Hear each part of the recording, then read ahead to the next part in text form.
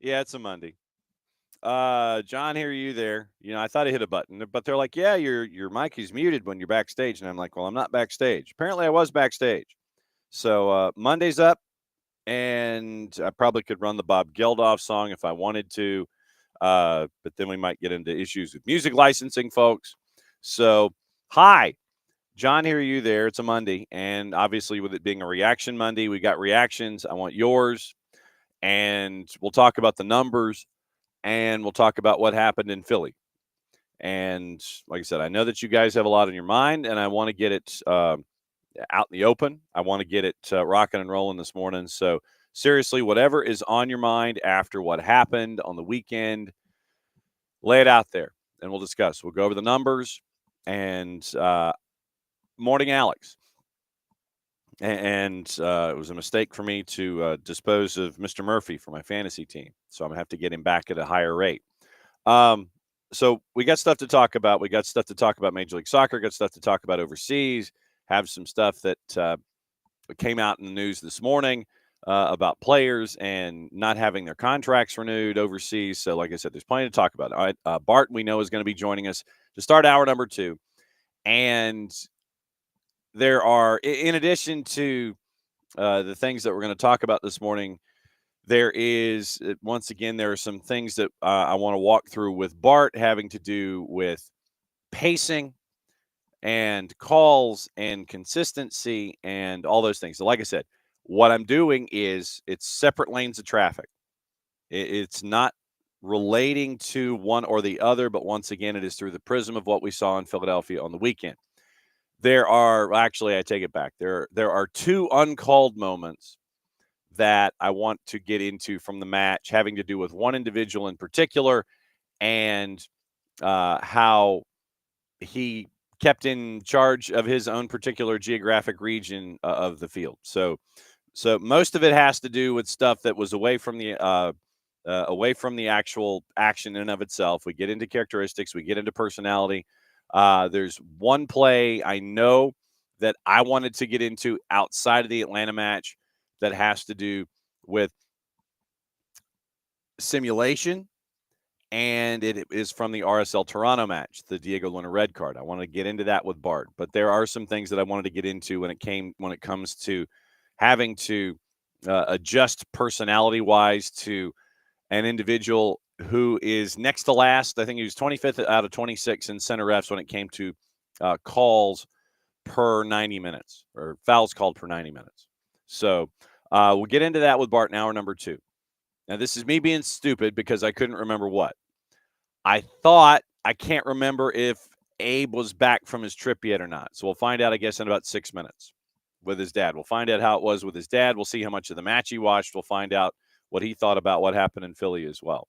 And we will hear from Noah Cobb, and I'm going to play the whole thing. It was about a 20-minute post-match interview opportunity. Well, there's my answer. Okay, 6 minutes early. There was a 6-minute element. There's like 5 and then 6 and then 7 and then some change. Post-match, it was 20 minutes. It was Ronnie Dyla for about 7.5. Then you had Noah Cobb and Jay Fortune. I'm going to run Noah's post-match in its entirety. It's long, but it's worth it. It's just under 6 minutes. But here, because we have the time and space, I'm going to run all of Noah's today, probably going to run all of Jay's tomorrow, just so there's the full context of everything that was discussed, because there's a couple of quotes that are out there with Noah Cobb that are important that I want to give you the full context in when it comes from question all the way through answer and reaction and follow-up, etc. So we'll hear all of Noah's post-match presser. That's going to be here this morning. And we're going to find out what folks have on their mind. Seriously, lay it all out there in the Twitch pitch. That's what we're here for. Get it off your chest here on Monday. Get it off your chest on Tuesday. We'll wipe the slate clean. We'll remember what happened and get ready for the purple team in the midweek. All right.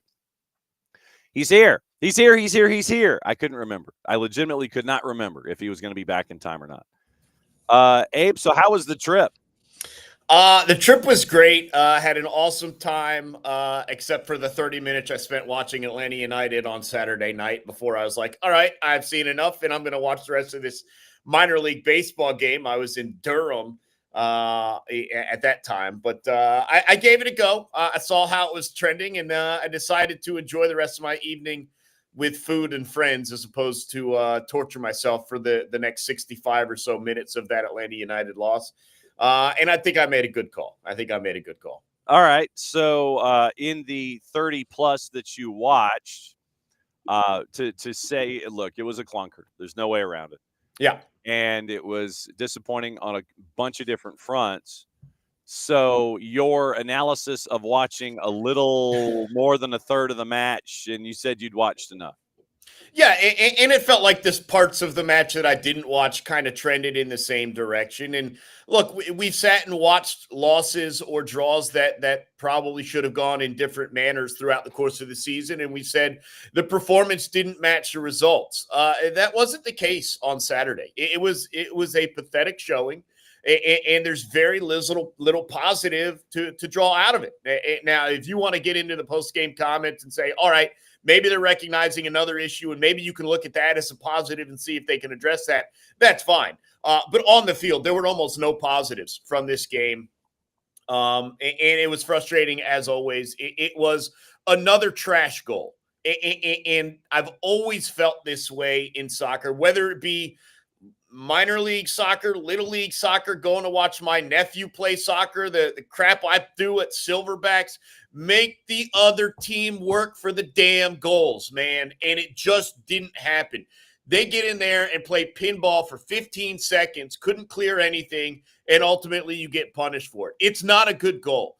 And this whole season has been filled with opponents not having good goals. And it's just frustrating and it's tiring, and sometimes it's individual efforts that come to failure, and sometimes it's a team performance. But you're just not making teams perform at a high enough level to beat you, and that has been a trend all season long. It started with the bad bounces, if you want to call it that, mistakes against Charlotte that led to 2 goals, and it's continued to Saturday, where again you were given 15 chances to clear a ball and you didn't get it done. You ultimately get punished for it, and now you're left looking to the referee. Was there an offside somewhere? Was there a handball somewhere? No, man. Like just get the ball out of danger. And it's frustrating.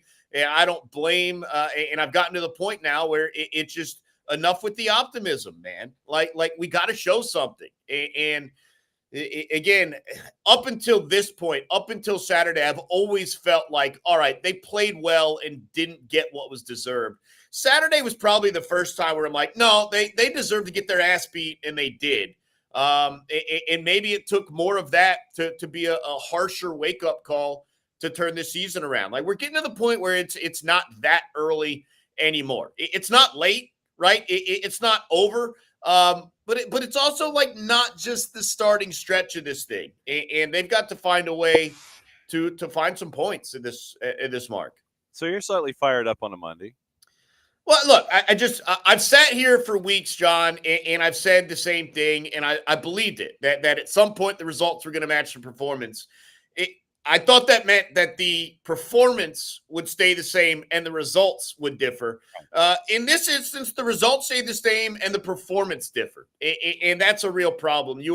For the first time this season, I felt like they are trending the wrong direction. Thought there was a lot of bad luck early on in regards to what points you had, what points you didn't have.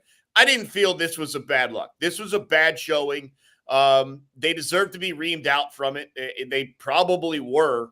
And we'll see if it makes a difference. So when you have a result like this, mentally it can go one of two ways. It can literally, you can sit there and take the lesson and learn from it, or it's what it's the quicksand analogy. It's I mean, sorry, because it gets one and then another, then another, then another. And the idea here is, and I imagine that the hairdryer did come out from Ronnie Dyla. I don't know in what form that it traditionally comes out, and I don't know if Ronnie is one of those individuals that when you want to bust out the hairdryer, it is It is a quiet, impactful.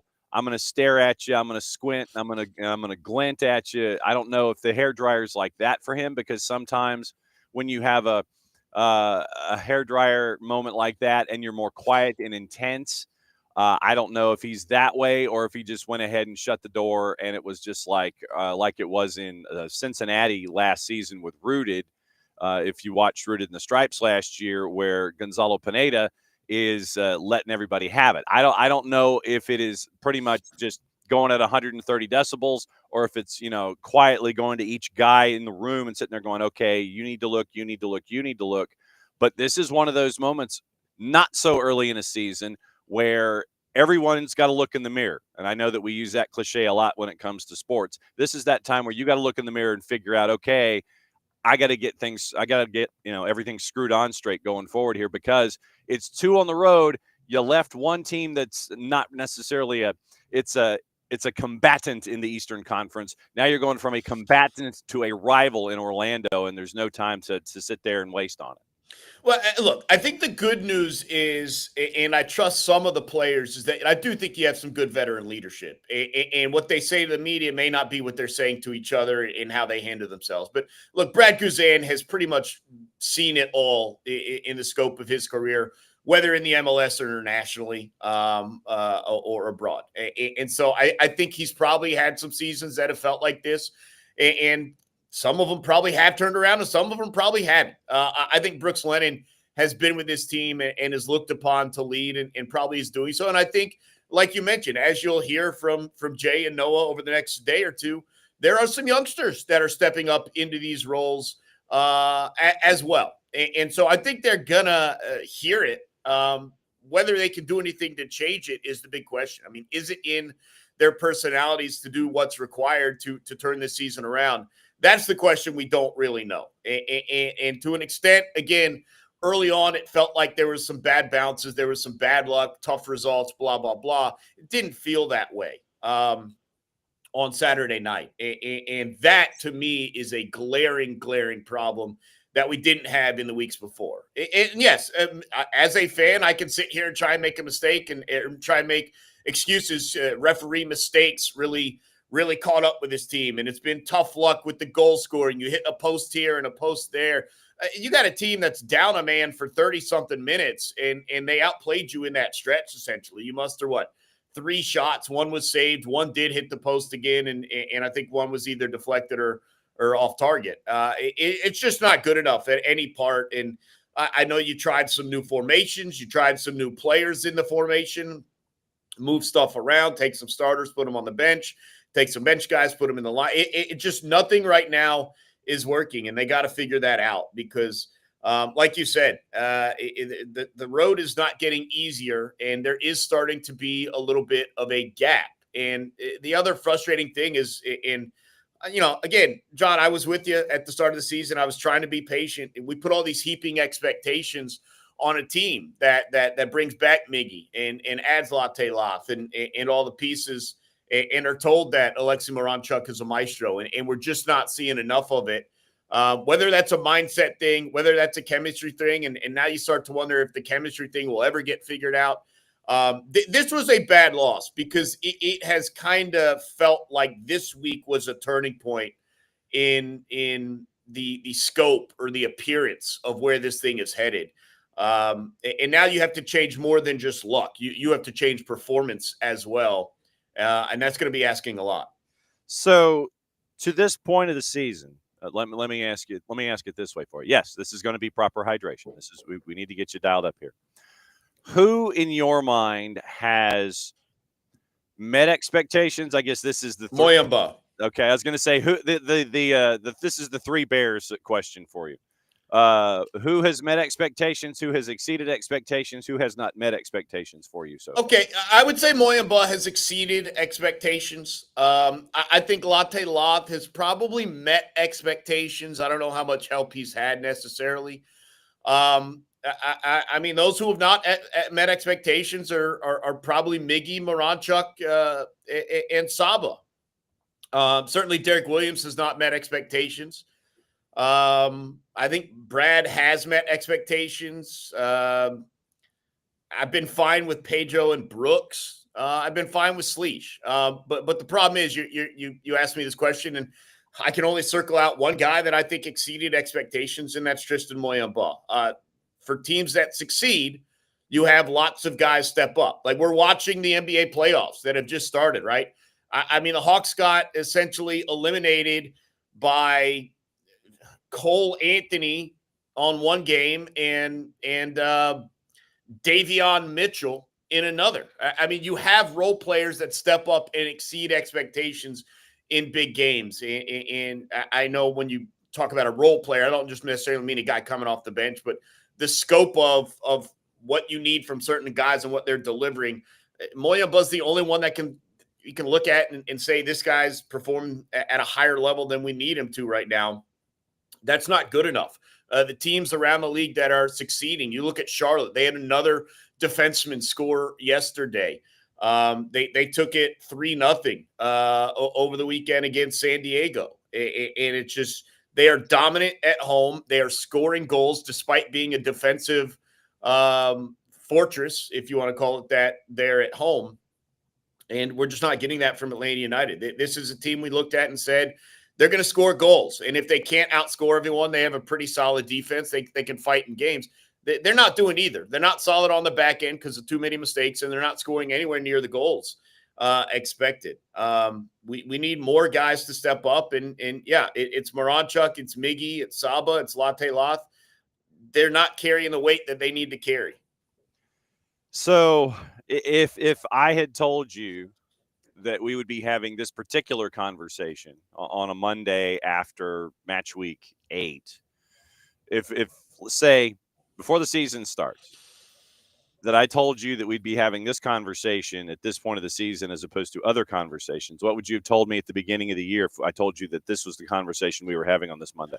Yeah, I would have said that you're going to expect a slow start. You want to see the chemistry build, but you'd like it to improve. And that's where this hypothetical runs into a big wall. A big issue for me is that the performance hasn't improved. In fact, it got worse, at least in this situation. And that's the bigger concern to me. I wouldn't have been too worried about where you are in the standings as you improve throughout the course of the year. But I just don't know if that's what it feels like at the moment. And so, look, I'm going to have to reference this throughout the course of the season because I think it's where you might be headed.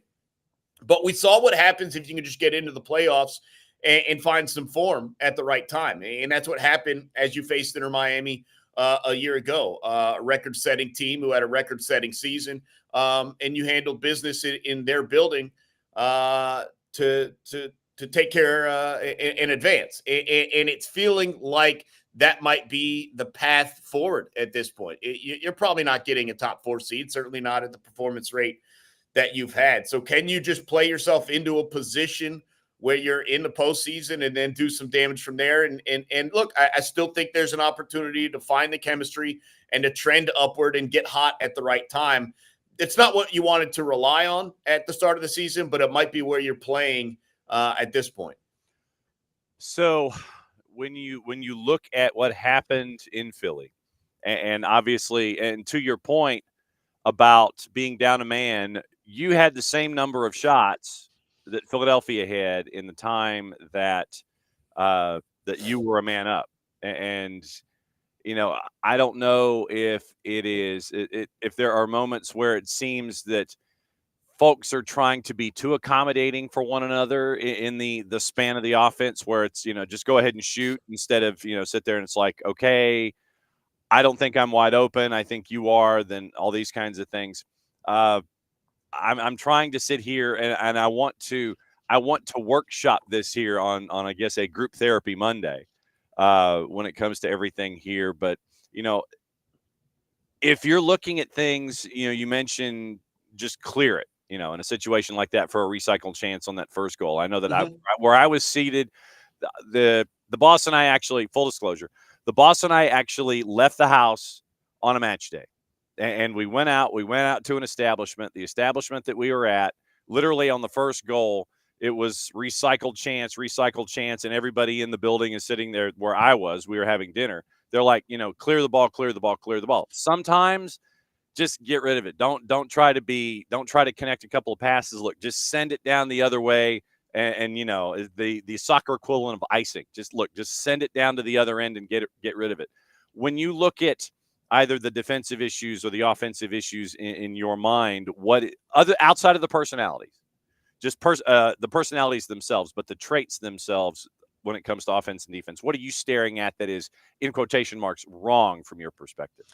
Well, look, I'll say this offensively. No team is ever going to fire enough shots for me to be happy. Like just rip the ball not any time, but if you got a 3-on-1, don't rip it from 30 yards. Right.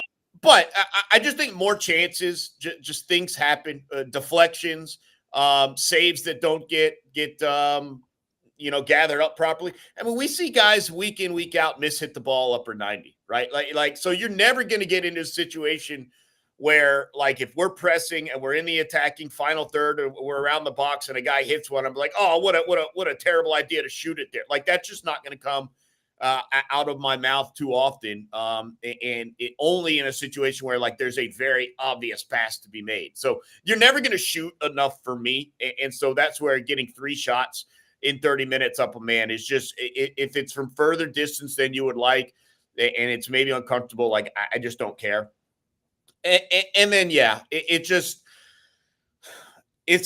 so many individual mistakes and letdowns over the course of this season that have directly led to goals. And it's looked different than the individual mistakes and letdowns we had a year ago. Do you remember a year ago, it was a bad pass or a turnover that would almost always lead to a goal. And in this year, it's misplaying balls that shouldn't be misplayed. It's not understanding the positioning either of the attacking team of your own team.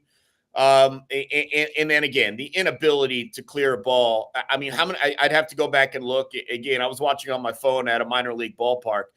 5 different Atlanta United players touched that. Did 6 different Atlanta United players touch that ball, and no one was able to do anything except keep it in the middle of the box and then ultimately let them find a pass that leads to a goal. It just, someone has got to step up and just make the play. Someone has got to step up and just get it out of danger. And again, I understand you say, oh, they're pressing and maybe we can find an attack, but like, I don't think that's Brad's idea. Like Guzan is just saying, get it out of danger and let's reconfigure and set our defense up again because we're scrambling right now. Once you turn from positional defense to scramble mode, right? And once guys are running all over the place and coming into each other's zones and all that, like, you've got to reset. And that means you've got to get the ball out. And I think it was earlier in the match. I think Brooks Lennon had an opportunity and he just played it out of the end line for a corner kick. And he's like, you know what? Enough of this. Let us just calm down for a second because we're all over the place. That needed to happen, didn't happen. So, yeah, I don't really know what it is in particular, but it goes back to what I said earlier in the discussion. Like, I just want to feel like opponents have good goals. Like we've sat and watched Atlanta United and some of the goals that they've scored, you feel it's like, man, that was a good team goal. Or that was, I mean, it's just, we haven't had that many of those against us. I just want opponents to work hard. And it hasn't happened that way. It's been way too easy to concede for Atlanta United. And that's why ultimately you lose games, is you're just not making your opponents bring their best stuff to beat you. That's a problem. So this flew by, not necessarily a shock when we're having, these kinds of discussions. Go ahead and hit the promo because we've already hit 9:30 and I know you got to go back to the paying gig. Thanks for coming in. Yeah, look, I mean, we're going to be back at it on Saturday night and we'll see. And this one is, like you mentioned, a rivalry game against Orlando City, and we're going to bring it. And there's a lot to be discussed, and we'll see what the team says over the course of the week as well. We'll obviously hear from Ronnie Dyla Thursday pre-match, and I know you'll have comments and commentary throughout the week from everyone as well. I don't know, man. Like, is this the start of a turnaround? Like you're going to have to really sell me on something on Saturday night. So on 92.9 The Game, we're going to have full coverage of it. And look, just like I have been with you, we're going to be relatively honest about what's going on right now. There's no sugarcoating it. It's the worst start in team history, and it doesn't appear to be turning around at this moment. So they've got a long road to change our minds on where they are right now. And it's an early kick. It's a 7:10 kick. So everything is pushed a half hour forward, I think, this week on 92.9 The Game in the Odyssey app. Yeah, whatever time the game is, an hour before that, we'll have pregame coverage. So I'm still waiting on our official schedule, but probably at 6 o'clock or so, we'll have pregame. There you go. As always, my friend, great to see you, and I'm glad you had the trip. Did you hit bull win steak or did you hit grass win salad? You know what? One guy, and you're referencing a bull on in left field. One guy came up, I mean, a foot and a half short of grass. Oh, I mean, a foot and a half. Like he hit it right under that sign, a long home run, but didn't quite have the carry. But who gets the grass? Is it the player? Is it the fan who collects the ball? Like, I don't know. That's why I was asking you.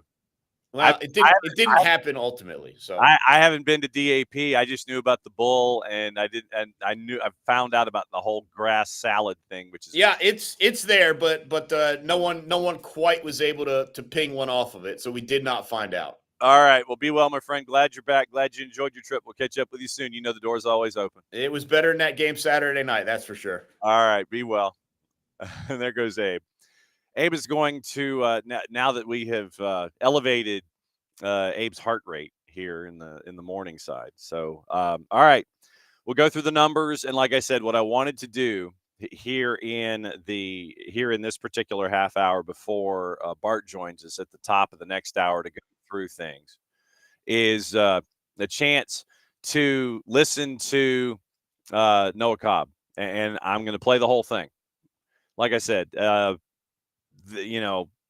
are post-match opportunities, there are sound bites, all those kinds of things. But I wanted to play Noah's. Like I said, what I'm going to do is I'm going to play Noah's today in its entirety. Then I'm going to play Jay's tomorrow in its entirety. And I'm going to do that. I do that on purpose. And then obviously during the show, we'll get into Twitch pitch and things like that. And Derek did have a point against the press that you did get to see a couple of times, but not enough in fighting the press. And I know that Nick has had some thoughts about going up against a team that has the pressing mentality that Philadelphia does. And it was a conversation that we had in our production chat. And if Nick joins us this week, I did want to get his thoughts on what it's like going up against the press and doing so with a man advantage. And so it was a point that Nick made, and I wanted to have him discuss it. So if Nick can join us this week, I want to have that point brought up by Nick as a part of the whole collective process here as we try and look at what happened this past weekend in Philadelphia as we go forward and break everything down with Orlando. Looks like we're going to have West TV's Mike Gramajo. He's going to be joining us Wednesday at 10:30 as a part of the midweek, and we start pushing forward to find out what's going on with the purple team. Looks like 10:30 on Wednesday. So Wednesday is shaping up to be Tyler and Dylan and Mike Gramajo from West TV down in Orlando. And so Mike has gone from the print side to the TV side, and he is one of the assignment producers and assistant producers in the sports section there at West TV. And for those of you that know Darren Stoltzfus and that crew down there, and Mike also writes their soccer content now at Wesh. So he's gone from the Sentinel to, I think he had a cup of coffee with the club, and now he's at Channel 2 in Orlando. So Wednesday is going to start our coverage involving Orlando, where it is going to be Tyler at 9:15, Dylan Butler at 10, and then Mike Gramajo at West TV. He's going to be joining us at 10:30, it looks like, on Wednesday. Just to give you the idea about everything going on this week, it is going to be the beginning of the high school playoffs. When we know where we're going, we'll let you know on the network. And Soccer's in Session is going to be more frequent. And the Wednesday show is still going to be the hour. We may have some half hours, and that's what I'm kind of looking for on the other days that aren't Wednesday, where there's playoff activity going on, or we can look at playoff activity and sit there and see what happens. So big week here at SDH. Postseason starts this week. We have an idea where we're going to be tomorrow. We just have to get things squared away with the GHSA and then how it's going to behave going forward. So we're going to look at that. So playoffs start tomorrow. We know where we'd like to be. We're going to try and square it away with the GHSA. And then so in a combination of locations and things like that, and soccer's in session, that'll be going on starting this week for about the next 3 weeks. Wednesday, it is Atlanta United 2, Carolina Core up at the Fraction. And so we'll be on, I think it's 7 o'clock. Is it 7 o'clock? As I sit here and move things away so I can actually see my planning book here. Twos and Core, of course, I didn't write a time down. So let's see. So there. And nothing like having things not behave when you want them to behave. I thought I wrote stuff down, but I guess I didn't write stuff down. Okay, so 2 and Core. All right, so the twos and the Core are on MLSNextPro.com. That is Wednesday night, 7:30. Pregame will be on the network at 7 o'clock, and we'll be up there at the Fraction to break everything down for you there when it comes to the twos. We're catching up with Steve Cook and the players today. That'll be a part of the pregame show on a midweek weekend for everything going on with Atlanta United 2. FC Cincinnati 2 is matchup on the road. Then that is going to be on Sunday, 2 o'clock for the twos at Northern Kentucky University Soccer Stadium. So it's a midweek weekend for Atlanta United 2, and it's Core at the Fraction on Wednesday. Then it is an opportunity for Atlanta United 2 to go on the road to take on FC Cincinnati 2 o'clock Sunday afternoon. That one's on the network. And then Atlanta United the twos go to Huntsville to take on Huntsville City Football Club. And so that is going to be a busy day for us here on the network, where we will all be at Mercedes-Benz on the 3rd, then the unified matches after, and then we're going to be doing the Huntsville match on MLS. That's going to be an 8 o'clock Eastern kick. So it's going to be a busy blanking day for us, but it's going to be 3 matches in a week for Atlanta United 2, where it is the 23rd, the 27th, and the 3rd. Core at the Fraction, on the road at Northern Kentucky University to take on FC Cincinnati 2, on the road in Huntsville to take on Huntsville City Football Club. So we'll have all of that and information and intelligence and all the info there for you coming up in all week long. So there's that. Now, your promos. All right. Don't forget, Olive in New York, you can get your SDH jersey, first one ever, presented by our friends on Kaiser Permanente there across the front. Olive in York, you get to help out there. You get to help out our Soccer for Good campaign in 2025. Also, what you can do, go to Grady Baby Co. And what you can also do there is you can get your Soccer's Just Better in Atlanta sweatshirt or T-shirt. The boss has the black one because she can't wear red in this particular household. So SDH logo on one cuff, Grady Baby logo on the other cuff.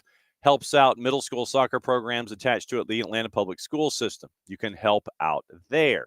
Now, also, Marshall Islands Soccer Project. Time to give the update. And what I want to do is I want to kind of give the update on the Marshall Islands Project like once a week, at least in the numbers. There. Oh, wow. That's great. Okay, so something happened over the weekend, and they got a massive boost. They got a massive boost over the weekend, and it is now close. They're now, okay, so remember where we were when it came to the end of the week, and they were at about 1/3 of the number that they were looking for. And you can have a bunch of different experiences, but now they're within shooting distance. Less than a month to go. They've got 7,000. So they're now 3/4 of the way there. Big jump over the weekend. This is cool. They're looking for $26,700. It translates, I want to say, to like 30,000 pounds. 26,761. Remember that they were at like 7,000. They're now north of 19,000. This does not mean stop. They're not there because this is an all or nothing project. 19,138 on 26,761. So they're 3/4 of the way there. $7,000 is all they're looking for, and they've got 26 days to get there. So huge boost to the project, and that happened over the weekend. So they're 7,000 close. They're 3/4 of the way there after being about a third of the way there going into the weekend. So they got a big boost over the weekend. Fantastic that they got a big boost over the weekend the way that they did. So once again, we're getting closer and closer to the Marshall Islands project.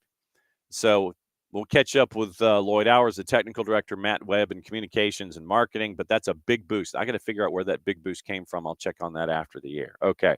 So if you want to help out, you can go to the Kickstarter project.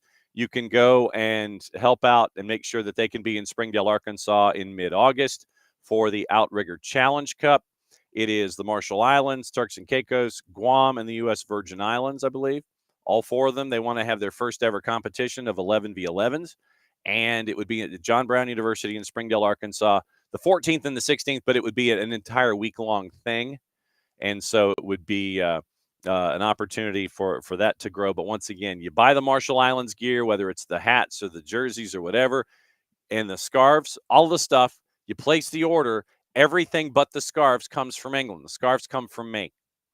So if you haven't gotten your scarf yet, it helps out in the operations of the project as well across the board in helping the national team. So fantastic that they're like 3/4 of the way there. But once again, 26 days to get $7,000.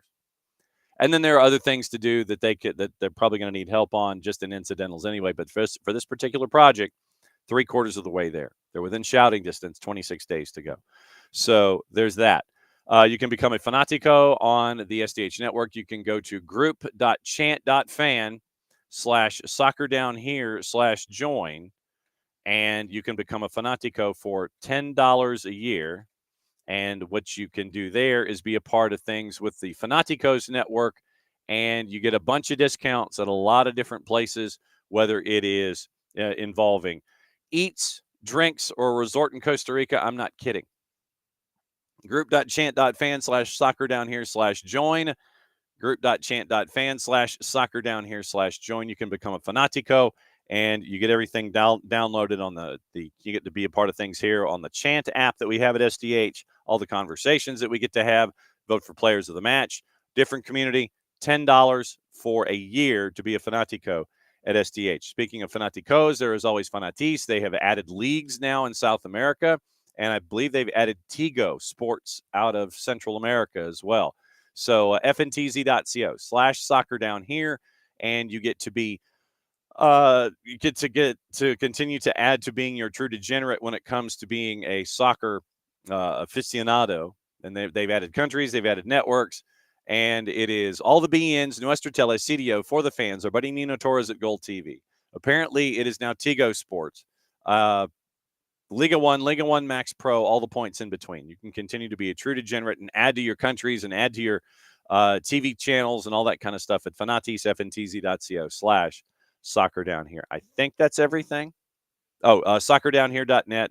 You can get your gear there. You can get all of your SDH gear there. You can get the new logo. You can get some teams that Jason has retrified when it comes to the gear. You can also, don't forget, if you haven't already, download the Mixler app, MIXLR. And you can find out when we have actual games on the network, because when you download Mixler and you follow SDH and SDH2, you get an email notification as to when we have matches up. And so you can listen at soccerdownhere.mixler.com.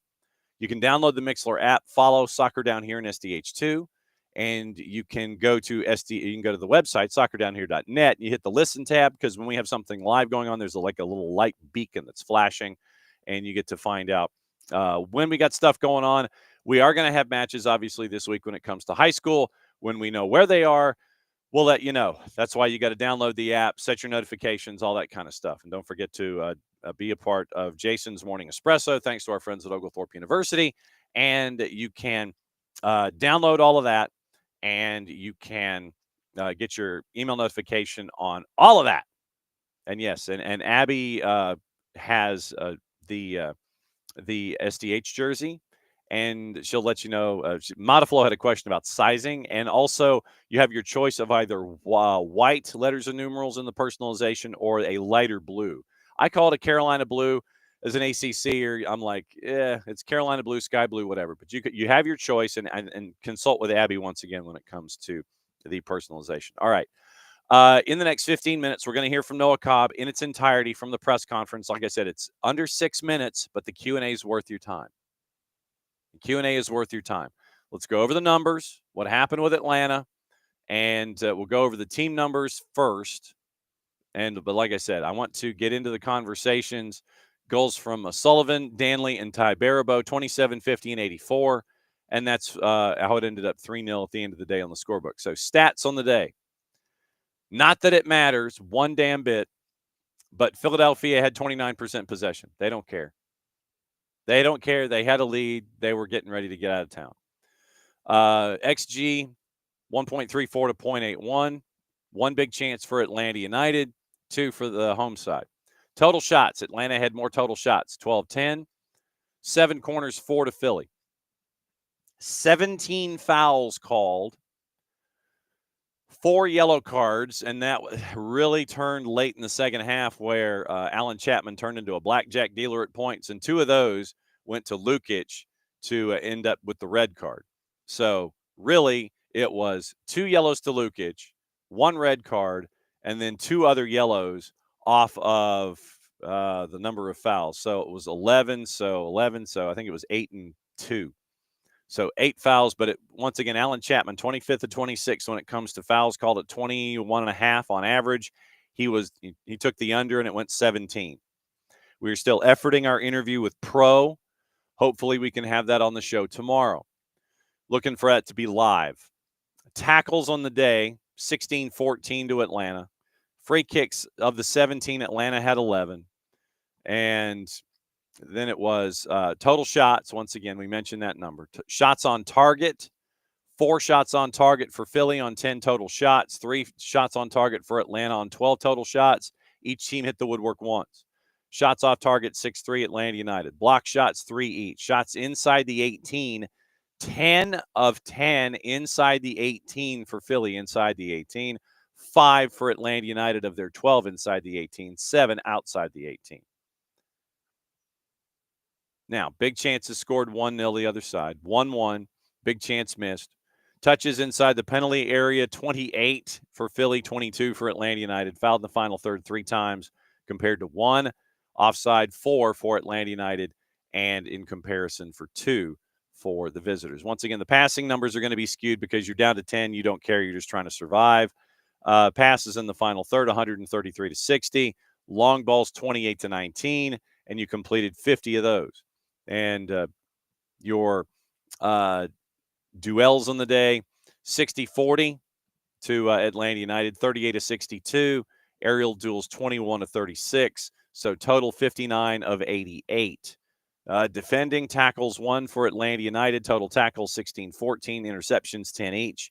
58 recoveries compared to 50. 22 clearances for Atlanta United compared to 30 for the Union. Errors leading to a shot, 1 for Atlanta United. Brad had 1 save on the day.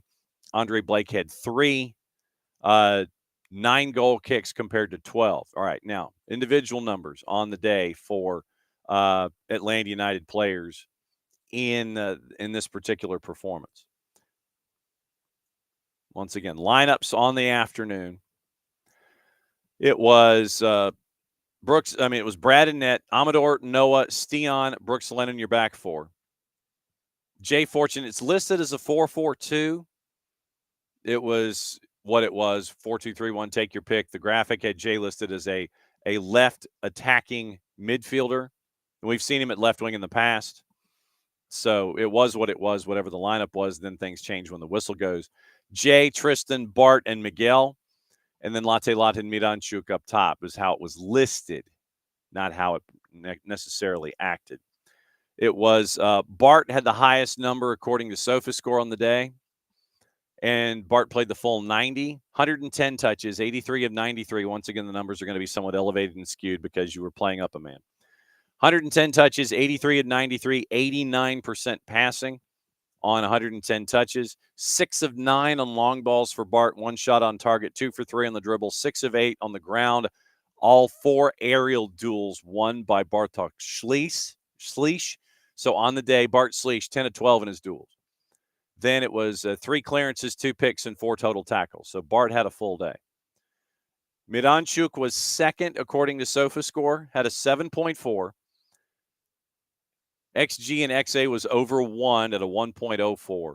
Shots on target, 1, had a shot off target as well. 3 for 3 on the dribble, had the 1 big chance missed. 80 touches, 41 of 55. 2 key passes, 2 of 3 on long balls, 7 of 8 on the ground. Won his 1 aerial duel, so he was 8 of 9 on the day. Fouled 3 times and had a tackle.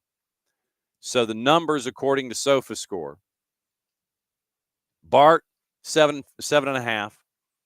Alexi, 7.4. Miggy, 7.2. Jay and Pedro Amador, 7.1s. Everybody else was in the 6s. Tristan had a 6.7. Stian had a 6.7. Brooks had a 6.5. Latte Lotta 6.4. Noah Cobb a 6.3. Those were the numbers that the starters had for Atlanta United when the substitutions came, and this is stuff that we have to keep an eye on for the remainder of the week. Luis Abram came in, had a 6.4. Stian Gregerson out after 31 minutes. It looked like a groin at the time. We'll keep an eye on it. Mateus Klick had a 7.0. He came in 3 minutes later for Tristan Muyumba. And once again, Tristan looked like a groin. Once again, we don't have anything further on that. So Mateus Klick came in, gave you 56 minutes after Tristan Muyumba. Then you had Saba come in and Jake and Jamal come in for Fortune and Noah Cobb, because remember, you had those injuries that were swap outs. Then Saba had a 6.6, Jamal had a 6.4. Noah was pulled, and Noah addresses it in the post-match press conference that it was the same ankle that had been injured previously this season. So the larger injuries we got to keep an eye on: Stian Gregerson, Tristan Muyumba. And to Abe's point, we know what Tristan Muyumba has done this season, and he has been one of the folks that Ronnie Dyla has instantly gravitated toward when it comes to sound bites and saying how Tristan is doing what Ronnie has been asking that role to be. Ronnie has spoken very, very highly of Tristan Muyumba this year. But once again, we got to keep an eye on Tristan and find out what the injury is, severity of it. Same with Stian, what the injury is, the severity of it. And now Latte Lot, with his yellow card that he picked up in this particular match, although I don't know how it was a yellow, but sure, okay, fine. You now have to figure out what you're going to do, because you won't have Latte Lot going into a matchup for the purple team coming up this weekend. So that's the greatest hits when it came to all of the stats and things. Now, as promised, here's the post-match comments from Noah Cobb. This will get us to the top of the hour. So that's here's what Noah had to say after the match. And like I said, it's off of a Nat mic, but it's worth your time to listen to what Noah said after the match. Here's Noah, courtesy of Atlanta United, post-match comments after the match up in Philly. Yeah, I mean, I think it's just a little bit of an ankle contusion right now. It's the same ankle I did last year in Nashville, but I don't think it's anything that severe. So hopefully, next few days I see a lot of improvement. So. Kind of the same questions I asked Jay. What went wrong tonight? I mean, or why did it go wrong? I guess I should say. I think it's tough to point out one thing that I felt like went wrong. I think there were moments in the game where I felt in control, and we're moving the ball actually quite nice. But I feel like just both boxes we weren't necessarily clean enough, and ultimately that's where the games are won and lost. And I think, also. How do y'all? You're now shut out back-to-back games. Having to score 200 something minutes. It's another stretch. Earlier this season, we hadn't scored in 200 something minutes. What can y'all do in the next few days to kind of get that belief and that resilience that Ronnie has talked about earlier this season? Yeah, I mean, I really want to believe that once the seal comes off, then it will really come off. And I think, we've had games where we've actually scored quite a few goals, but we've also conceded quite a few goals in those games. We haven't really pieced together, we haven't really matched it up. I think it's just maybe a bit more cohesion, a bit more structure at times sometimes I think, we can maybe try to be a bit more positional, and that comes from everybody on the pitch. But yeah, I mean, I think it's such small details that can really make such a big difference. You're a vocal person in that locker room. You're somebody who wears your heart on your sleeve about this club. How frustrating is a night like this for you? It's incredibly frustrating. I mean, I've been at this club since I was 13 years old. I'm a fan of this club. I love this club. It breaks my heart. Like, I want to win games. I want to, this is one of the biggest clubs in MLS, if not the biggest club in the league. And I think, and it's such a big responsibility to have that. But, I'm not scared of that. The guys in the locker room are scared of that. I think, it's a long season, and there's no time for pointing fingers. We just really have to get our arms around each other and say, you know what, we might just, while, we have a lot of talent, we might just have to just go in there and just start kicking people and fighting for points and do the bare minimum there until stuff starts clicking. We might just have to say, you know what, screw these guys. We're going to go out there. We're going to stick it to them. We're going to kick them. We're going to fight them. We're going to do whatever we can to scrape and claw for points. How does that mentality change this week going into Orlando next week? Yeah, obviously derby match. We know how they feel about us. We know how we feel about them. They stuck us out last year, so it's time to put that in the back of our head and go down there, like I said, and just fight for points. Who on the team has that mentality? That kick him in the shins? No, I think metaphorically. I think everyone on the team has a fighting mentality. We have a lot of players with a lot of experience that have played in big games for big clubs and tough environments. I think it's just sometimes I feel like everyone needs to take ownership upon themselves to do it, instead of maybe at times looking around and waiting for. I feel like everyone, including myself, we need to look in the mirror and you say, what can I do to start that initiative? Just one player that it felt like that was happening was Bart tonight. He replaced you at center back, not a normal position, was running on one leg up and down the field at the end. Just tell me about seeing that for you as you had to leave the game. Yeah, I mean, obviously, that's the type of intensity that we need to bring from the first minute of the game. I think, obviously that's the type of attitude you want, and we know Bartek's a bulldog. I think, yeah, I feel like we could really, if we can match that type of tenacity, we could start seeing maybe some better results. But I feel like tonight also was more of like we had the ball a lot, but we just didn't quite create enough. In other games, we've dominated, and we couldn't quite get the result. So it's a little bit of a different problem, I would say.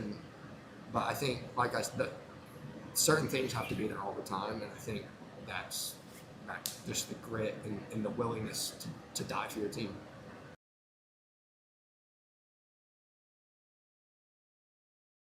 There you go. That might help. That's your breakdown. What Noah Cobb had to say after the match in Philly. And like I said, I wanted to play that in its entirety. I'll play Jay's in its entirety tomorrow. and we'll break all of that down. We're going to have Bart come in here, and I do have some news that's somewhat attached to Bart. It's Bart adjacent to start hour number 2. All right, so there is that, and here is Bart to start hour number 2. And Bart is I'm not going to run the breaking news sounder, but I was wrapping up an email with Chris Rivet at Pro, and it does look like we are going to have Mark Geiger on the show tomorrow morning batting leadoff. Wow. So yeah, Geiger's batting leadoff tomorrow here on SDH. And it is going to be the philosophical discussion about officiating. It's going to be about recruitment. It's about evaluation. It's about the laws of the game and how they're implemented. VAR conversations involving senior officials and younger officials and pairings and all these kinds of things that I'm going to try and cram into a 20-minute discussion with Mark Geiger. And we're coming on 5 minutes early. It's going to be at 9 o'clock. So Geiger's going to be in. We're blowing out Turner time tomorrow if we have Mark Geiger on right at 9 o'clock. So it'll be That's awesome. So it'll be an intriguing discussion with Mark Geiger about VAR and pro specifically, integration of officials, education, those kinds of things. And so Mark Geiger is going to be on with us tomorrow morning at 9 o'clock. So there you go. There were a couple of things that I wanted to discuss with you specifically about cards and calls. And there's also some stuff that I wanted to discuss with you about the women's national team, because you didn't get some good news involving Trinity Rodman over the weekend. And I wanted to ask where you think that impacts things, or because we are in this particular zone, you're okay, and what to look at in and around what Trinity Rodman can do at the national team. So not good news involving Trinity Rodman on the weekend. So yeah, let's talk Trinity, because I think I am choosing to look at this as a positive, John, because as you mentioned, right now, like literally right now, April 21st, we don't need Trinity Rodman to be healthy. Is it sad because now we don't get to watch her play soccer even for Washington Spirit? Yeah, that sucks because she's fun as hell to watch. But I think when you look at the national team standpoint, even the friendlies this summer against China, Jamaica, Ireland, and Canada, not important. They're just friendlies. As much as you always want to beat Canada specifically, Yes, it's okay if she's not there, because what matters is Trinity Rodman being on the field at the 2027 World Cup. Similar to Mal Swanson, similar to Sophia Wilson, similar to Kat Macario, who, I think is a similar corollary to what we were seeing with Trinity. Kat had a very long road to recovery. And I think, unfortunately for her, maybe tried to push herself too much. And then that was why she couldn't join us in 2023. Obviously, a lot of complications coming back from her knee surgery. So for Trinity to get healthy now is great. I think that is the positive spin, is go get healthy. Mm-hmm. Obviously, again, it's going to suck not being able to watch her an NWSL play or USWNT play. So when you don't have Trinity Rodman as a part of your national team offensive structure, mm-hmm. who is jumping in to fill that void? Who were you anticipating jumping in, filling in that void? How are things different? If I could get my upper plate to work on a Monday, how different are things? Well, let me tackle two questions in the chat. First, yes, Trinity can now just be wife and girlfriend for new boyfriend Ben Shelton at the tennis tournaments this summer. So good for her in that regard. I think she might enjoy that. And also, if I had an NWSL team in Atlanta, I would call it the Atlanta Conquer, because that would go well with assuming Uncle Arthur is the one who owns it. But, if I owned it, I would probably name it something slightly different. I have a whole plan, but no one wants to hear those right now. Phoenix, like the Phoenix or something?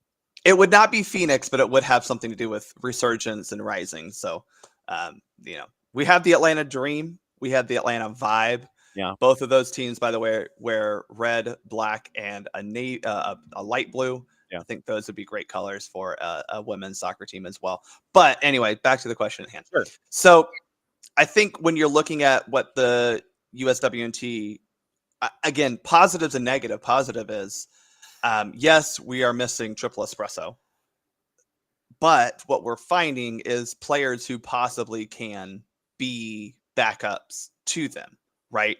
I thought, especially last window, Alyssa Thompson proved she's a more than capable starter, even at left wing, if not a backup to Mal Swanson on that position. Obviously, Kat Macario and Sophia Wilson. I don't know who's your starter and who's your backup. I think, honestly, I'd say just put them both out there and see what happens. That might be fun. But on the right wing, we have, I think, seen some players, but unfortunately, it's been mostly Lynn Biondolo. And Lynn, as much as I think any NWSL fan and women's soccer fan will say they love Lynn, she is definitely on the wrong side of 30 by a few years. And knowing how my knees and ankles felt this morning after just walking yesterday, Yeah. I'm sure she's, not doing great after having to play soccer so much. So I think that is the positive here is, yes, without Trinity, you don't know who your right wing starter is, but I think there are some. Yasmin Ryan has been a standout in camps, kind of on that right wing position. It wouldn't surprise me if we see some other maybe names in the fold that get put into the right wing position. But it is kind of a tryout now. And, I think Yaz maybe has the inside track on that. There's Emma Sears, who we saw late last year, obviously with Louisville. And there's other talent in WSL maybe that will show up, right? That prove that, hey, I'm worth it. But let's also not forget, Trinity Rodman is very young. She is not even 23. So she's got, he hate to say she has multiple World Cups in her without knowing, but right now her job should be get healthy, because if she can make it to 2027, which 2 years away, she's got some time, hopefully. That hopefully then gives her longevity in her career. So when and this almost plays into Emma Hayes' hands to a certain degree, where Emma took the last set of matches and she wanted to check the depth. She wanted to see who else could be ready to answer the bell. And so, I'm not going to discuss it where it's in the form of necessities, the mother of invention, but Emma had a plan where she wanted to see younger players. She wanted to see who else could be filling in these spots. And now, because of injury and making sure that one of your star players is going to be back at 100%, you still get to continue that track of thought that she had out there when it comes to whatever matches are going to be during this form of recovery time. Yeah, that has been her goal this year. I think some of that has been, John, as you put, out of necessity. Obviously, with Mal Swanson not doing soccer right now, Sophia Wilson out with pregnancy. Great. Love it. Now is okay to continue that path to finding someone who is. It's okay for you to have that happen right now.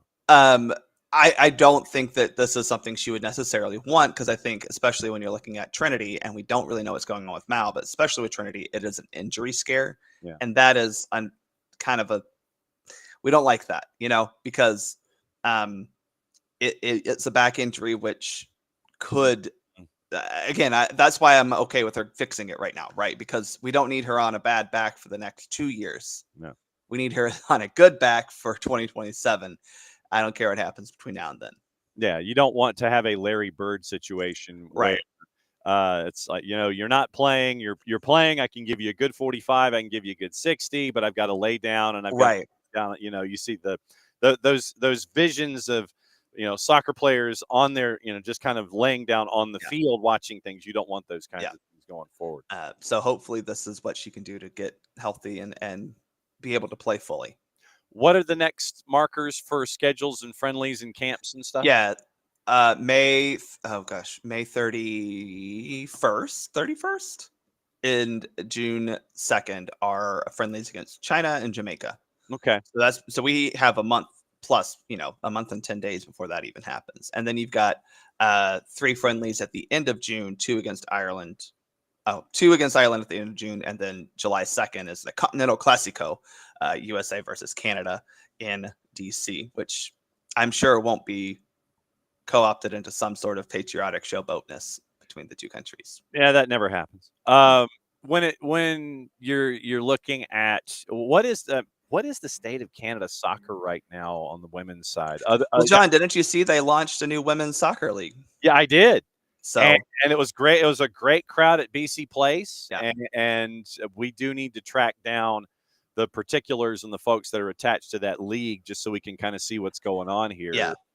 and find out what's Yeah. up. But no, I think that it's good that you have this new league launch. Obviously, I want to look at staying power.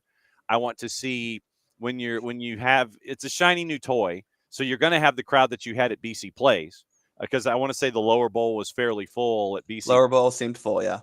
And you want to have that kind of buzz off the top. But I think, as always, when it comes to new leagues, it's going to come down to spending and making sure that you don't overextend yourself, have the product be what you want it to be on the field, and have staying power. And those are the things I think that you're looking at here across the board in all of these markets here for year number one.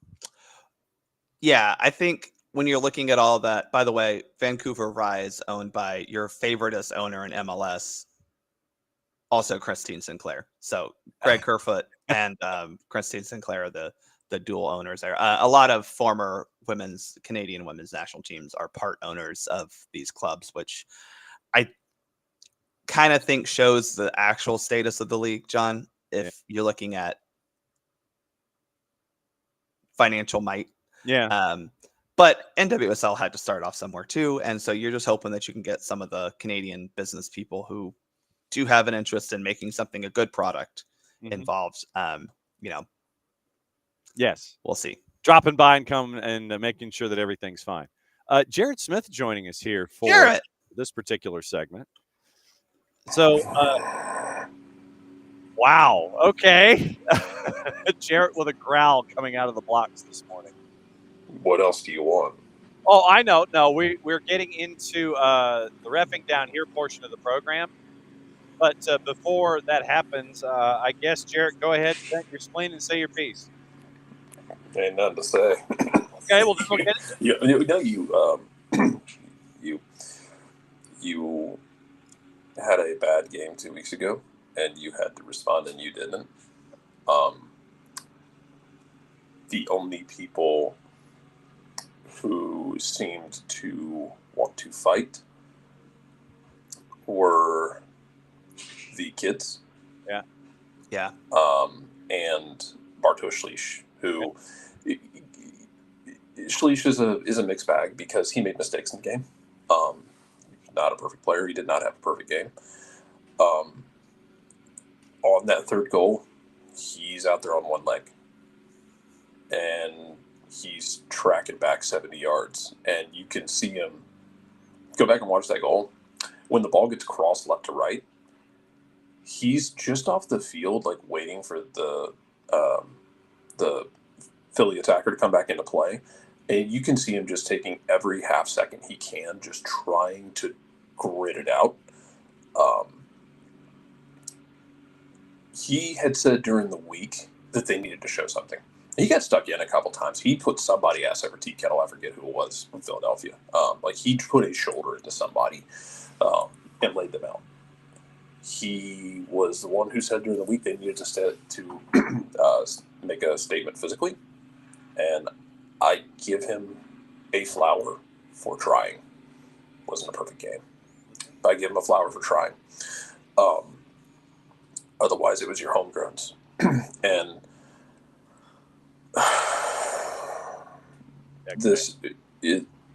we had this conversation last year when the Behind the Stripes video dropped. Yep. After one of the games. Cincy. And you saw like the behind the scenes thing where, Dax is being a leader and talking because he's Dax. And then Noah Cobb is speaking up, and good for Noah. We watched him grow up. Your 18-year-old kid, though, shouldn't have to be the one talking and speaking to the group. He shouldn't. It should be somebody else. And clearly we're still there. And I felt at the time last year, when you made a managerial change, you had to. You had to do it last year. It was the right decision. I felt bad for Gonzalo Pineda when you did it, because I didn't think that was going to fix everything. And clearly it didn't, because you have a new manager in here who is a different breed. Ronnie Dye is a different personality. He is more of a hard ass. He is bit more stick, a little less carrot. But we're still having these conversations. If you want to roll into Orlando, I don't care that it's a rivalry game. If you want to roll into Orlando and play a back line of Chonqui, Cobb, Ephra, God only knows it right back. I don't know, Ronald will die for the shirt. Ronald will bleed for the badge.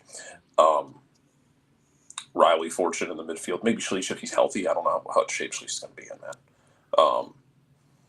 And then like Luke and Togashi, and then figure out the rest of the attack. I'm fine with it. I know you don't throw points away, especially in your position. We've been throwing points away. But you've been throwing points away. Yeah, you've been throwing points away already. If the kids want to fight and want to bleed, then that's what I'll go to battle with, because I'm also disappointed that it's the second game in a row where like you've got Jay and Noah doing most of the talking. Mm-hmm. It's not okay. Mm-hmm. After the New England game was one thing, like, man, that was a weird game where, and we talked about it last week, you put up 3 XG, you hit the post twice, you had 2 goals called back, one correctly, one kind of controversially, which also happened again this week, by the way, in another game, same situation. Of course, because it involved Taylor Twellman's team, Taylor Twellman gave it, more life. Yes, but it's the same situation was of, is a defender, reaching for a ball and trying to direct a clearance, a play on the ball. But you had a weird game last week, and guys were mad and frustrated at the end of the homestand. But when you were getting out-hustled by a 10-man Philadelphia team, when you needed a goal, you needed goals, and you're getting outworked and out-hustled by them, somebody needed to say something. And leaving the kids to do it again, I strongly disagreed with it. And somebody needed to grab the ball, and it didn't happen. If you want to go into Orlando and play the kids, cool. I don't care what happens. But you got it. Something has to happen to fire up whatever that was. I don't know. It feels like Jarrett. Sorry, John. It feels like I tweeted this after, and I'm not trying to blow it all up, but we have to hit a panic button, because you can't have 9 points at this point in the season and go, we're fine, y'all. It's cool, because at this point you're as Jarrett said, you're kind of throwing away points, right? But I think my problem is when you look at this right now, I would argue that we haven't really tried a whole lot. Now, I do think we tried some weird things against Philly. I don't know if those were the right weird things to try. Jay Fortune as a left winger-ish is not maybe. It's kind of like Jay playing the left side of a diamond. Yeah. That's what. Well, when people were freaking out about like Jay playing the left wing, it's not like he's playing a left-sided striker. It's the left side of a. And I get what you mean. I just people were freaking out, acting like he was playing Xavi Silva's position. Like, no, it's kind of the left side of a diamond midfield. No. But I know what you mean. Go for it. But that point is like, well, is that really the change? You're putting Jay Fortune as a left midfielder. Maybe it could have worked. I don't know. I do think the pressure is on Ronnie to find that right formula. But at this point, the pressure needs to be on the players to put the dadgum ball in the back of the dadgum net. Mm-hmm. And part of that comes from just wanting to. Because let's be real honest. I'm sorry, John, but that first goal was want to. You didn't want to clear the ball. Philly wanted to score.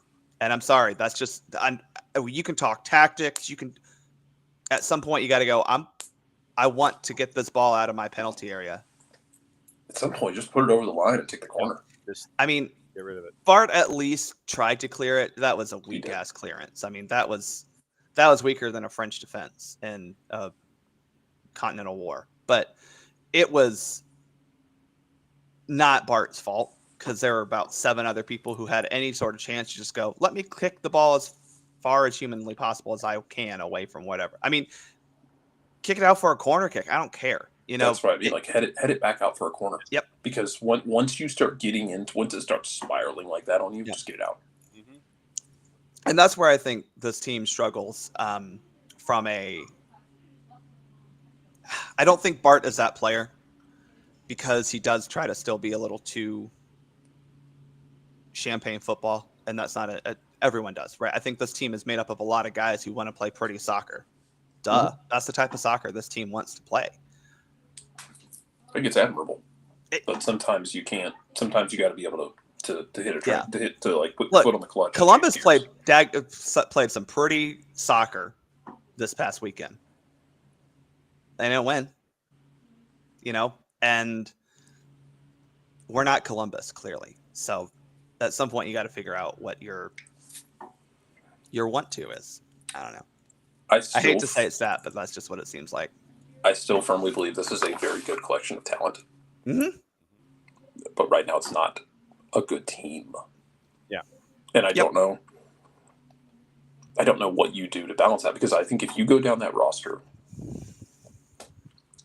those are good technical players. There are pieces that you look at them like that puzzle should fit, and it hasn't. And then you've got, and it's I know I get Ronnie like trying different things and being flexible away from his kind of standard 4-2-3-1 look. I get it. It's kind of like, this was really disappointing and just to watch, just because like it felt like they're feeling the pressure, but they're not responding the way you really want them to. You know, after one of the goals, it's Noah Cobb trying to get people up and other guys with their heads down. Yeah. And other guys, kind of hanging their head. And you have a buyout to use this summer. And honestly, if we want to get messy, you've made enough money over the past few years on transfers. If you want to take a bath or two to change the roster, you take a bath or two to change the roster. MESSY to make sure that folks know which. Yeah, no, yeah. You want to get get tricky with it. You this summer could get messy. Well, I think there's also the possibility, Jarrett, and I mean, look, you don't want to show your cards too early, but there are some players on this roster who have value within the league. Oh, yeah. That, look, you don't want to just amass assets to not use them, right? We're not, I don't know. Yeah, Philly, the 76ers, who always just amass assets. But there are some players who you could find another home for, right?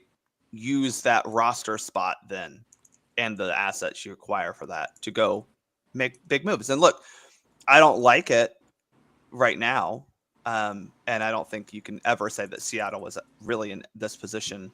But Garth loves to talk about his second half of the season turnarounds, and he's going to have to work a lot of magic. But there are a couple of key players that I think you could move within the league, and a couple maybe even outside of the league.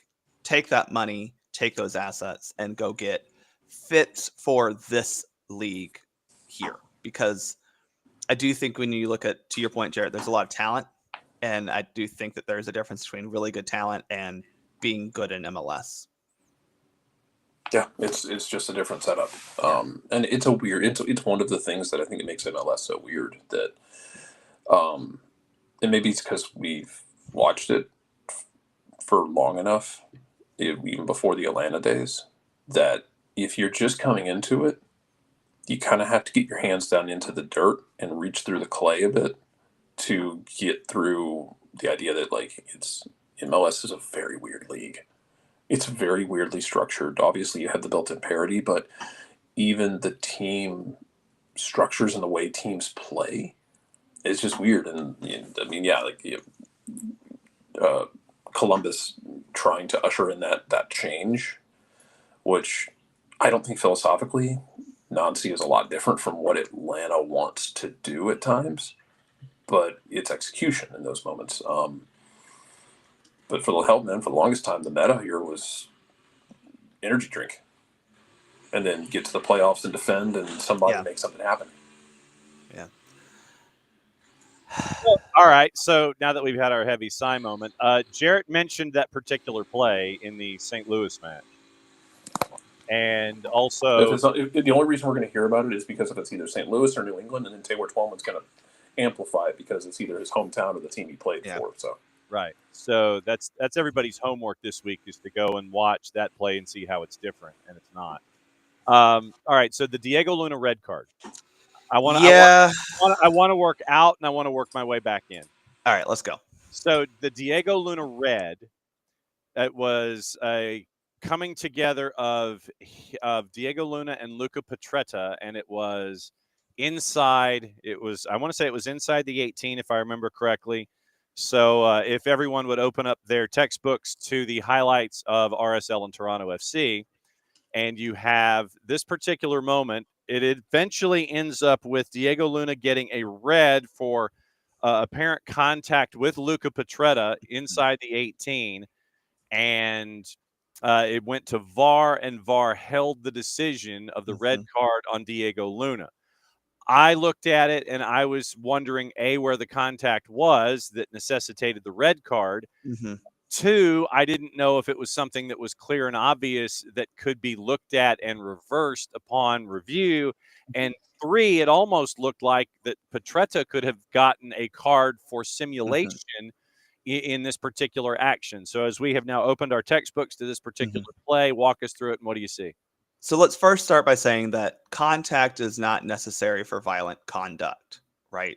You can throw a punch and not land it and still be sent off for violent conduct. I think the problem here is Luna, while he didn't necessarily, I don't think, made a whole lot of contact with the player. Also, the player is underneath him as Luna's trying to just come down from, being in the air for a little bit and walk. I watched this and I understood why the referee could give a red card, because it does look like he attempts to stand on top of the player, stamp on him, whatever you want to talk, whatever adjective you want to use.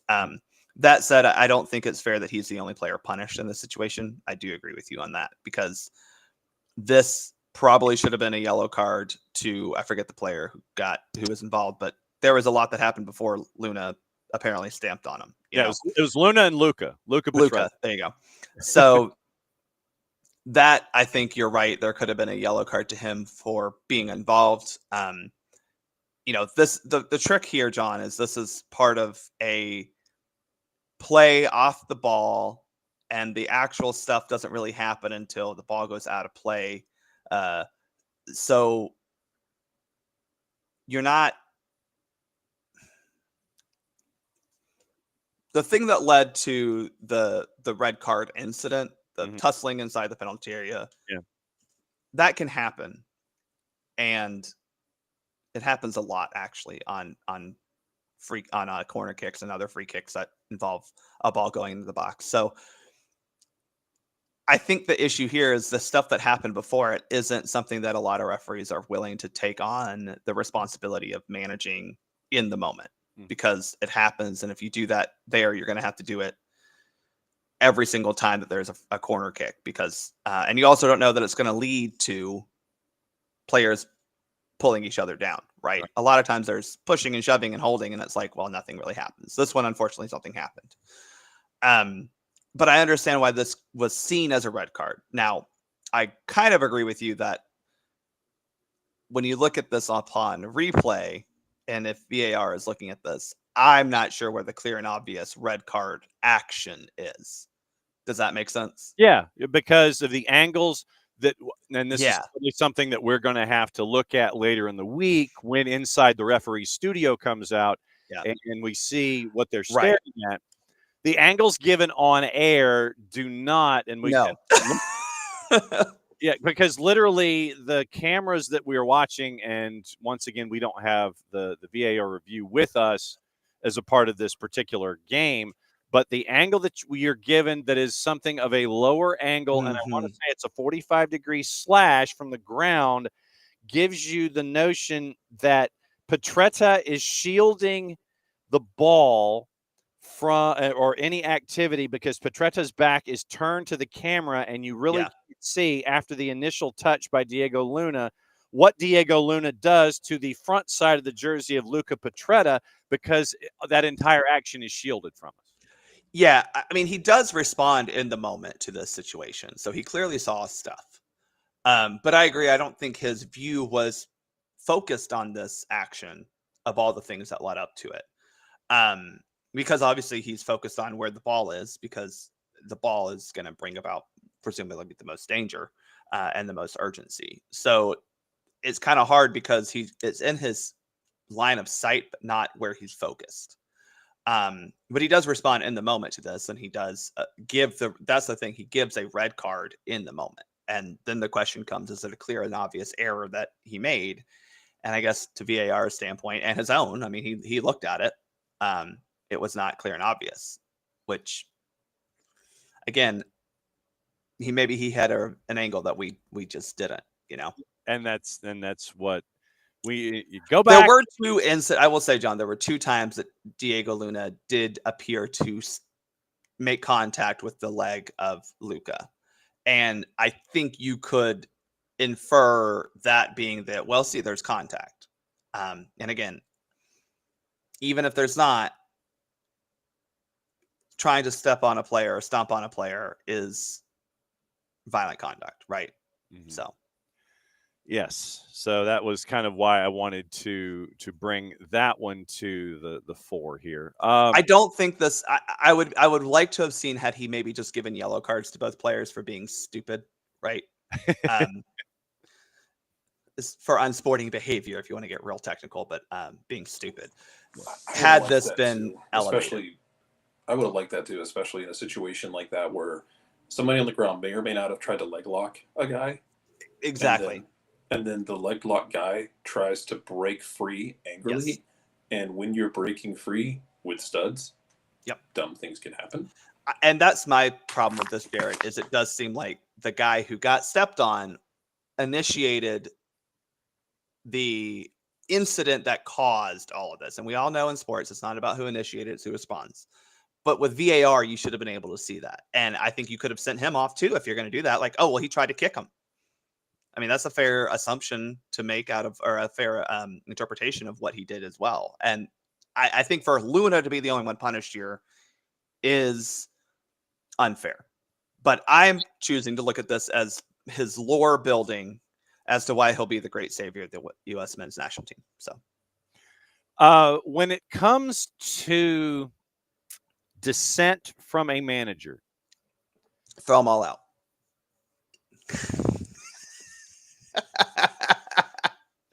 Look, this is why you have assistant coaches, by the way. Yes. You have assistant coaches to go yell at the official. So the head manager doesn't. So your manager has an assistant coach who will walk up like, "Hey, I'm pissed off. Go get a yellow for me." Yeah. So in the MLS After Dark that we had out west, involving Portland and LAFC. After the match, Phil Neville said, the sending off of Steve Cherundolo was absolutely disgraceful. It's all about them. They want to show they are the main people in this league. Even he, meaning Diego Chara, can't understand it. I'm angry because the opposing manager got a red card that shows where I'm at. And apparently Neville also got a yellow for dissent, and he may not be around for the next match because he might have hit his number. So the quote from he said the play was an incredible advert, not officiating. From a player's point of view, I don't want to add the officiating because I've got to say I think the sending off of Steve Cherundolo was an absolute disgrace. I really do.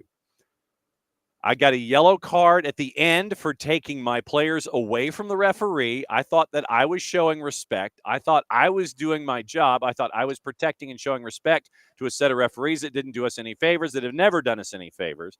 And I get a yellow card, and maybe I'm suspended for the next game for actually trying to help them. But that's it. Done. That's it. Me, done with them. Well, looking at this match, 3, 4, 5, 6, 8 total yellow cards given. Yeah. So I will just say that, having not watched this live, it seemed like some people were not behaving well throughout the match. I think that would be my assumption. Sure. This, I don't think Guido Gonzalez is a bad referee by any stretch, but clearly this match was out of hand for a while. Oh, yeah.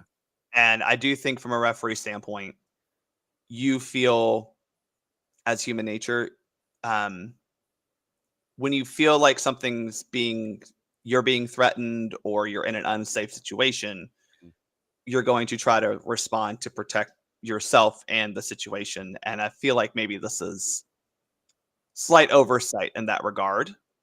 But I mean, they're just yellow cards. It's not like, that's the thing. It's like these players get yellow cards. Cherundolo gets sent off for, dissent. Alleged dissent. Which means it would have been a thing that he said, like a magic word, right? Yeah. And looking at the replay, we don't know. I mean, that's the other problem is, when you have a coaching send off like this, I don't know what happened, because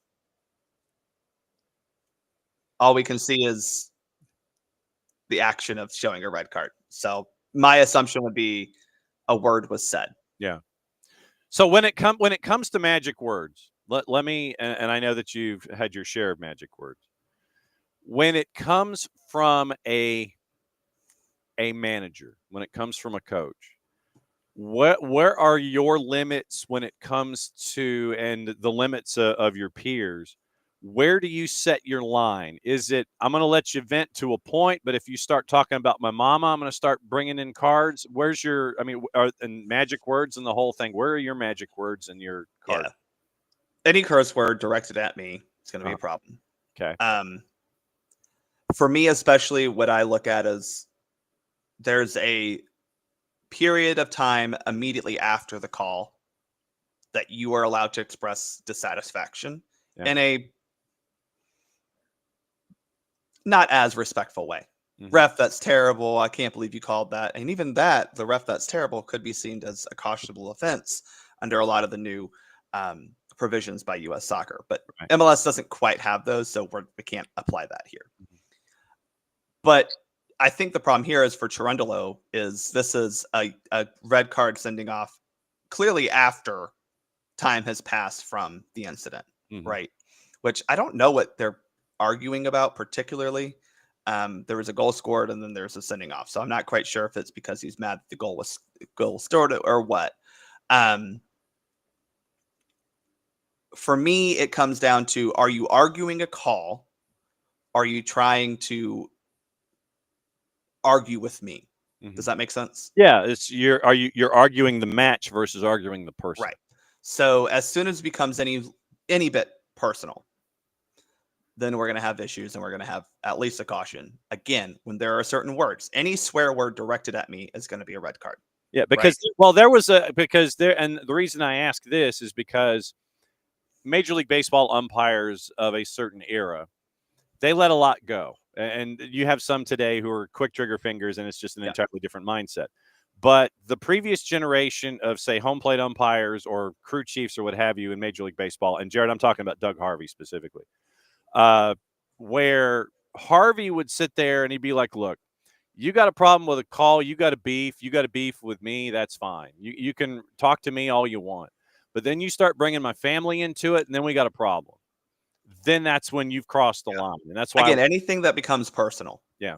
If you say, ref, you're terrible, do you know what you're doing? Yeah. That's going to be where we have crossed that line now. Because that bugs me more than anything. Oh, do you even know what you're doing? Or what are those types of words are?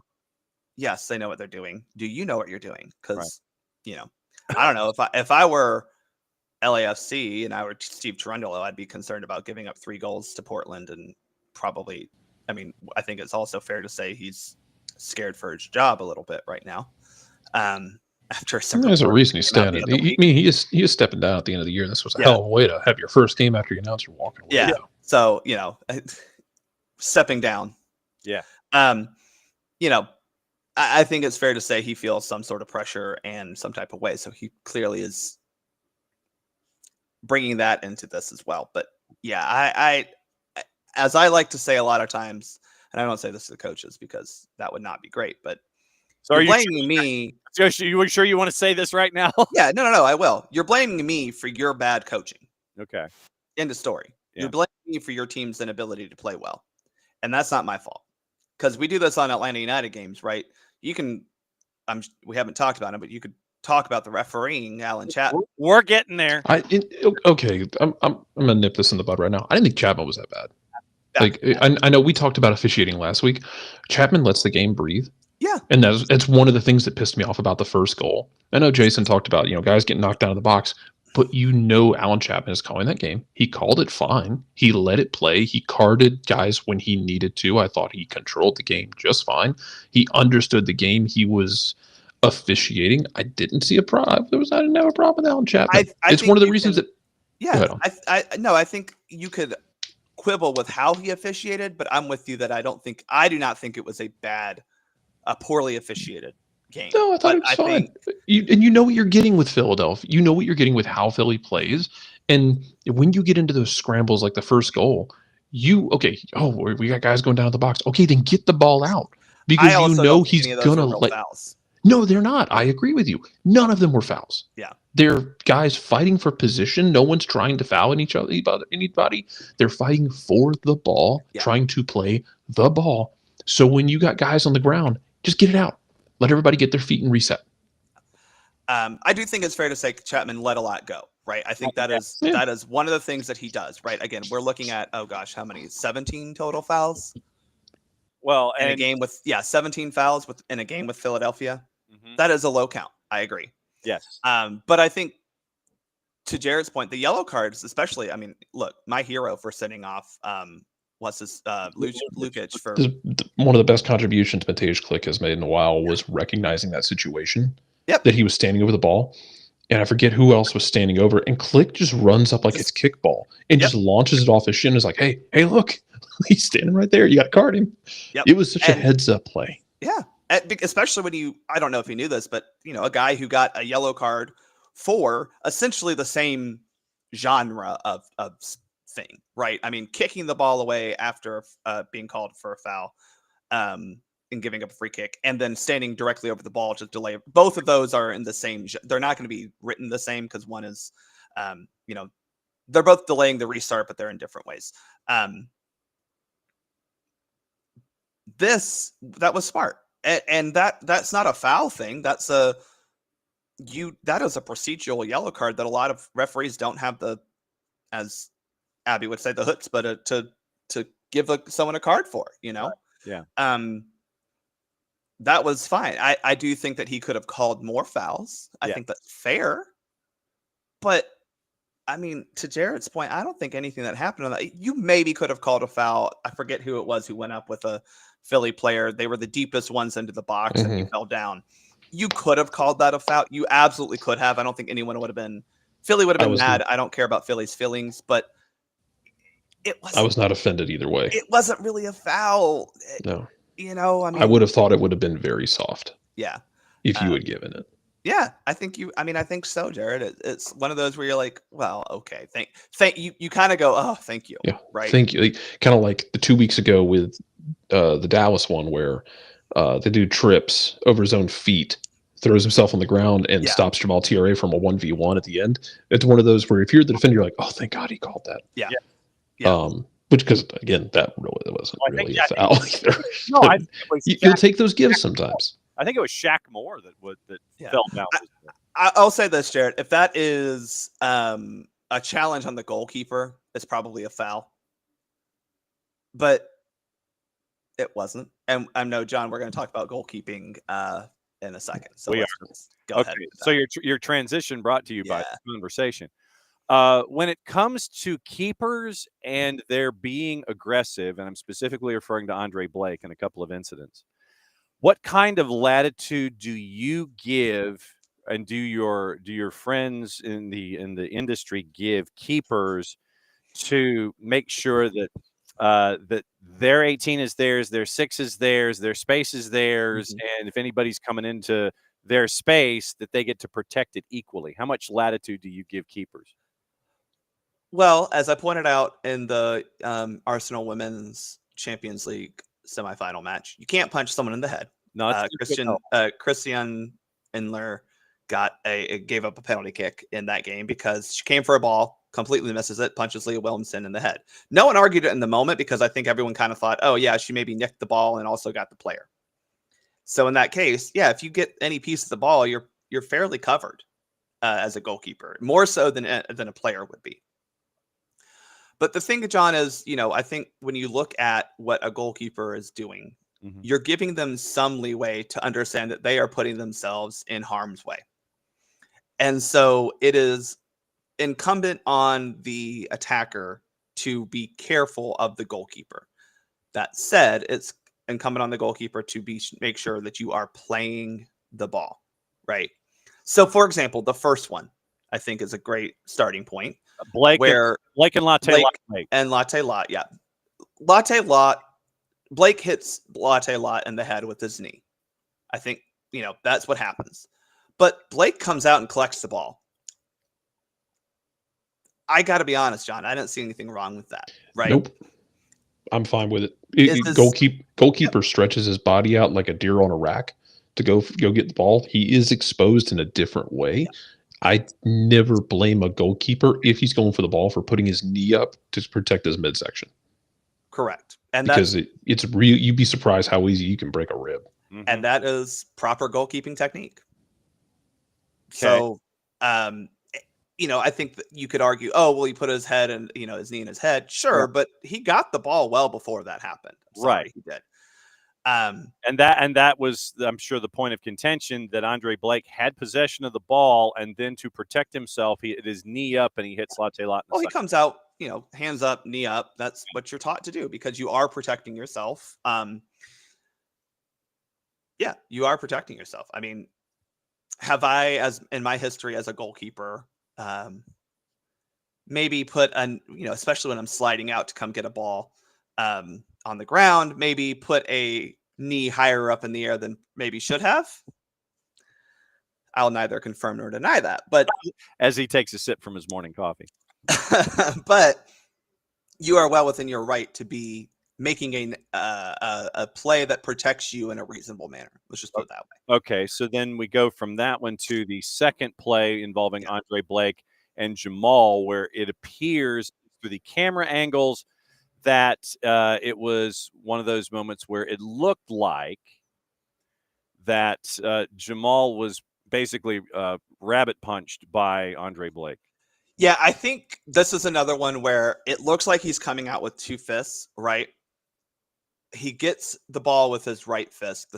The left fist does hit Chare in his head. Yeah. Right. So he's coming out mostly two-fisted because that's the goalkeeper technique. Yeah. You want to get two fists because that's going to give you the most assurance that ball is not going anywhere near your goal. Right.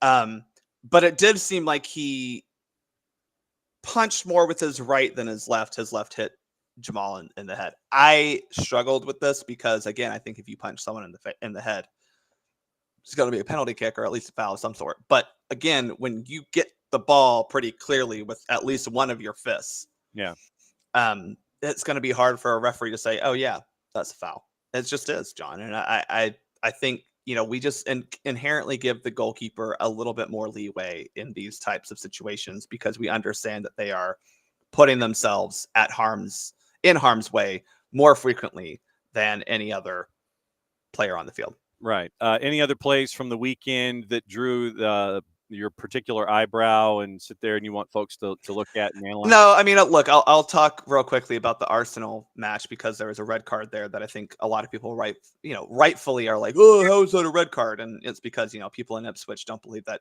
taking someone's Achilles out is illegal. Yeah. I love this because I think it reflects the PGMOL and officials as a whole, understanding that you need to protect players, especially when they are fouled in vulnerable areas. So this one was a studs to the Achilles, right? And we have identified that as a very vulnerable area, right? Yeah. That back of the leg anywhere is going to be very, very vulnerable. Yes. You add to that the pass had already been given. So why are we making this challenge to begin with? And I loved Dale Johnson's point on this. He said, we can't judge intent, but because it's not really in the laws of the game, but you do have to use your gut to go, well, that he was not intending to play the ball because he wasn't. The ball had been passed away and now he's making a challenge. So very clearly his intent there was to foul the player. And then he puts his cleats in his Achilles. That should be a red card. I mean, we have to protect players because we don't want, I'm sure guys from the 1970s will say game's gone, but they also were out, for blood. And after the match, we're, going to a local pub to slam a few thousand beers, and it's not that way anymore. It just isn't. Yeah, seeing the stills up. Yeah, it was a nasty challenge, but that's, I think a lot of people are like, oh, how are they supposed to play? Well, you're not supposed to kick someone in the back of the leg, period. Yeah, there's no stomping of Achilles. That's not allowed. So I appreciate that was a red card just because it did show, okay, VAR and PGMOL and the referee on the field, Kavanaugh, did call it a red immediately. They said, yep, that's one of those no-nos. You just can't do it. Yeah, not so much. So the episode CXV is now up for the SoccerForUSPod. So 115 is in the books. What else? What should folks anticipate by listening to 115, and what else is on the board?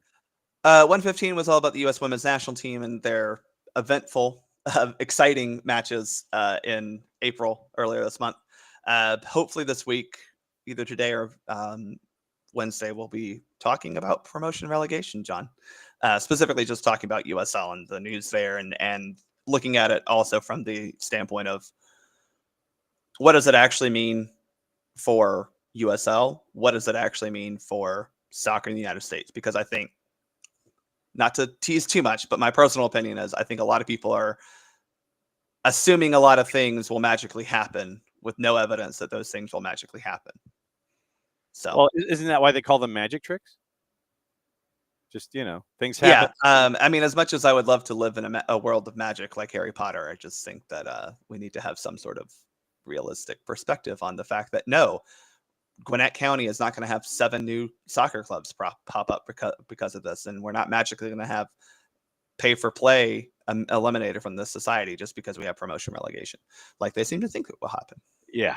So we'll keep an eye on that for episode CXVI coming up soon for the Soccer for USPod. What's the mug? Just flowers today, John. Happy spring. Happy spring. I didn't want to bring out the Limes mug because I feel like I bring that out too much when I'm talking about Atlanta United. Yeah, there you go. As always, my friend, great to see you. Great for your analysis and your breakdown of everything on a Monday. And I know that you'll be listening intently tomorrow morning out of the blocks. Yeah, I'm excited for this. Hiding at a desk. It's like, no, I can't work right now. For those of you that missed the announcement, Mark Geiger is going to join us lead off 5 minutes early. So we've abandoned Turner time for tomorrow and tomorrow alone because Mark Geiger is going to join us at 9 o'clock and we'll talk things. That's the official term. He's been warned. He knows what he's getting into. So we'll see what happens. That's always, Bart. Great to see you, my friend. We'll catch up soon. Bye, y'all. There we go. There's Bart. Jared, anything left on the table from the weekend that you wanted to get into here? Because as is always the case here on Mondays and sometimes on Tuesdays, it is a group therapy Monday to get everything off your chest because I don't want folks to internalize. There's plenty to get off your chest about Saturday night. And hey, Rich, I saw your comment. We'll talk later. We'll be petty later. Look, man, you actually had really fun MLS After Dark because you had whatever the hell that was between LAFC, Portland, Yes. Kansas City, and San Jose played a drunken brawl of a game. They ended 5-3. No, I'm not in the backyard today. We're like prepping to move, so there's that. Yes. To Mataflow's thing about styles here, Mhm. we had a manager. We had a manager who recognized what he had on the back line, dropped back in, and was more pragmatic and made accommodations with his roster and got over disagreements and seemed to balance things. Y'all hated him. Y'all celebrated when we ran Frank out of town.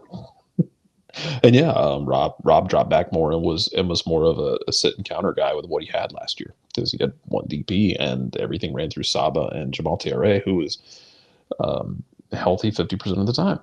Mm-hmm. This does lead to a philosophical question, though, because it's a question that I think the LAFC gets to answer as well.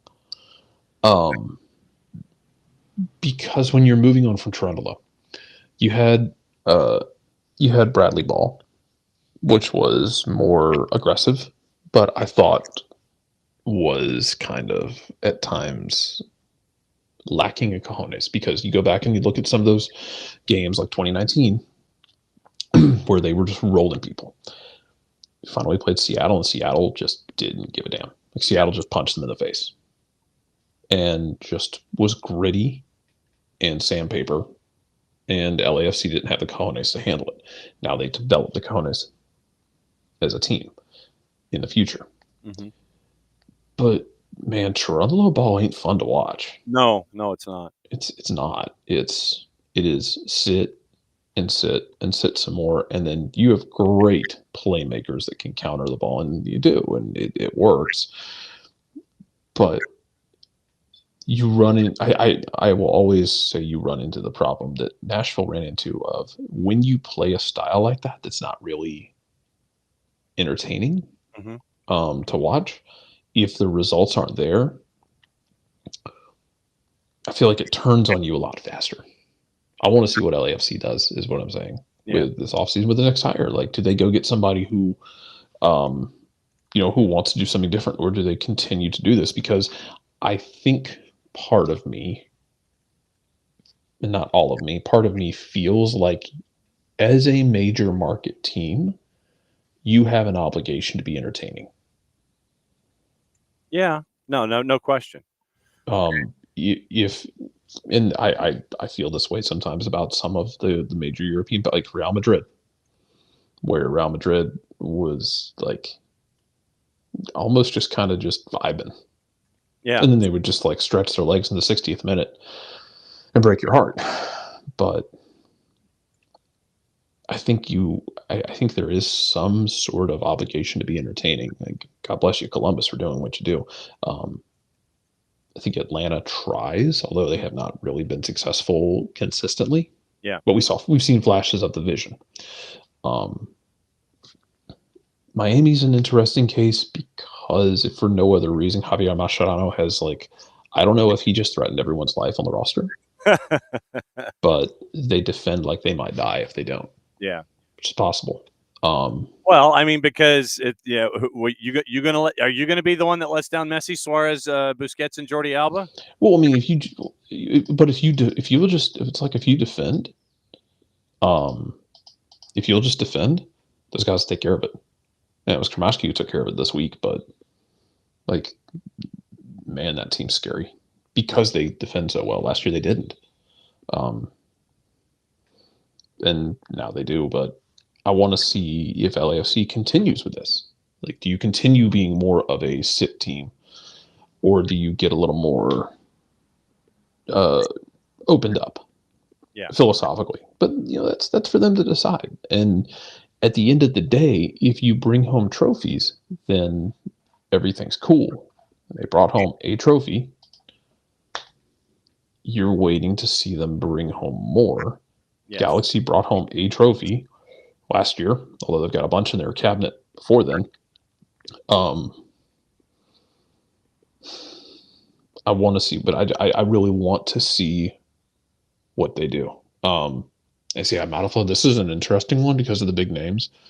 With Miami and Naviera Mascherano, Yeah. I want to see what it looks like as he has to rotate more, because he's going to have to rotate later in the year because guys' legs they don't have the mileage. But if you can like do the thing where you shore up the defense, if you can do the thing where you're shoring up the defense first, Mm-hmm.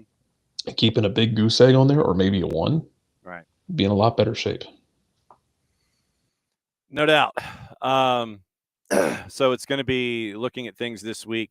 Here's the quick rundown of everything as we go.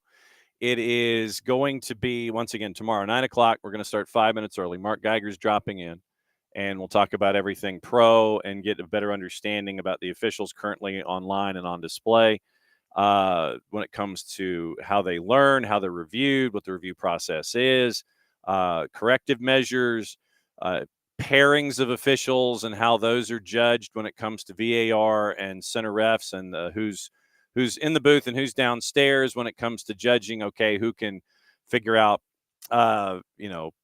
is this a good pairing for this particular match and the tenor of this match that we anticipate, and everything about the creative process when it comes to rules interpretations and conversations that are had, clear and obvious, all those kinds of things. We're going to try and cram as much of it into a 20-minute conversation as possible. So Mark Geiger is going to be joining us on tomorrow morning right out of the blocks at 9 o'clock. So then Wednesday is stacked. We'll go over the rest of the weekend in MLS as we get there. Wednesday is stacked. It is Tyler at 9:15. It is Dylan Butler at 10 o'clock. It is Mike Gramajo from Channel 2 in Orlando, WESH. He is there. He was, if I'm not mistaken, if I remember Mike correctly, spent some time at the Sentinel, then went and spent some time with Orlando City. Now he is the main soccer writer and assignment producer, associate producer in the sports department for Darren Stoltzfus and everybody at Channel 2 in Orlando. So we'll have Mike on at 10:30 on Wednesday to start our process, and looking forward to the Purple team. Then Thursday is Thursday, and we'll have the Power Hour at 10 and 10:30 with Nino and Nico. I believe Nino will be gone. Will come back from the beach, because Nino sent me a picture, by the way, of him being at the beach in Peru, which I'm sure didn't suck. So he sent a picture from his time at the beach there.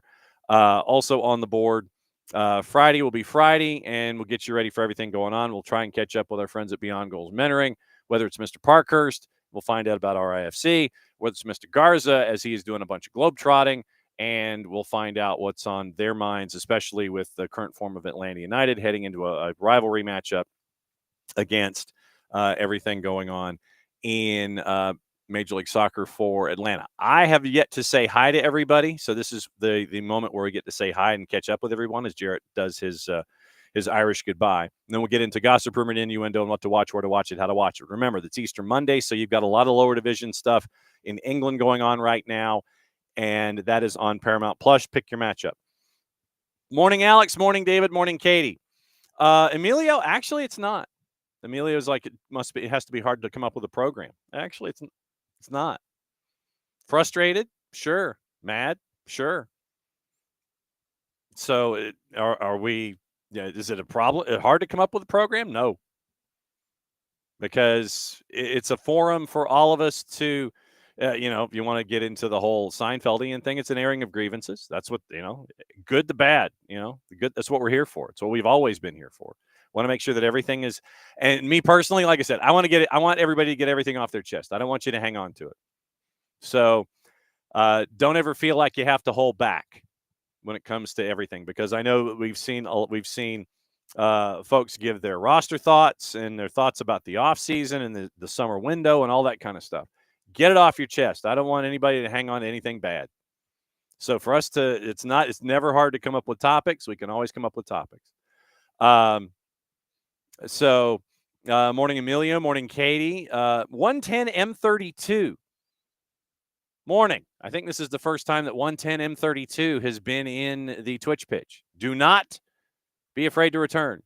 Glad to be here. Glad to have you here. Morning, Abel. Let's see. Morning, David. Morning, Derek. And yes, Monday morning therapy down here. Yes, it is group therapy. Absolutely true. So let's see. Morning, Michael Head. I don't know if Michael's on the golf course, monitoring the golf course, or if he is the 5-iron away from off his HD, but good morning. Let's see. Morning, Modiflow. Morning, David. Let's see. Morning, Rich. Yeah, here's Rich. Rich opens door, closes door. Yes, absolutely true.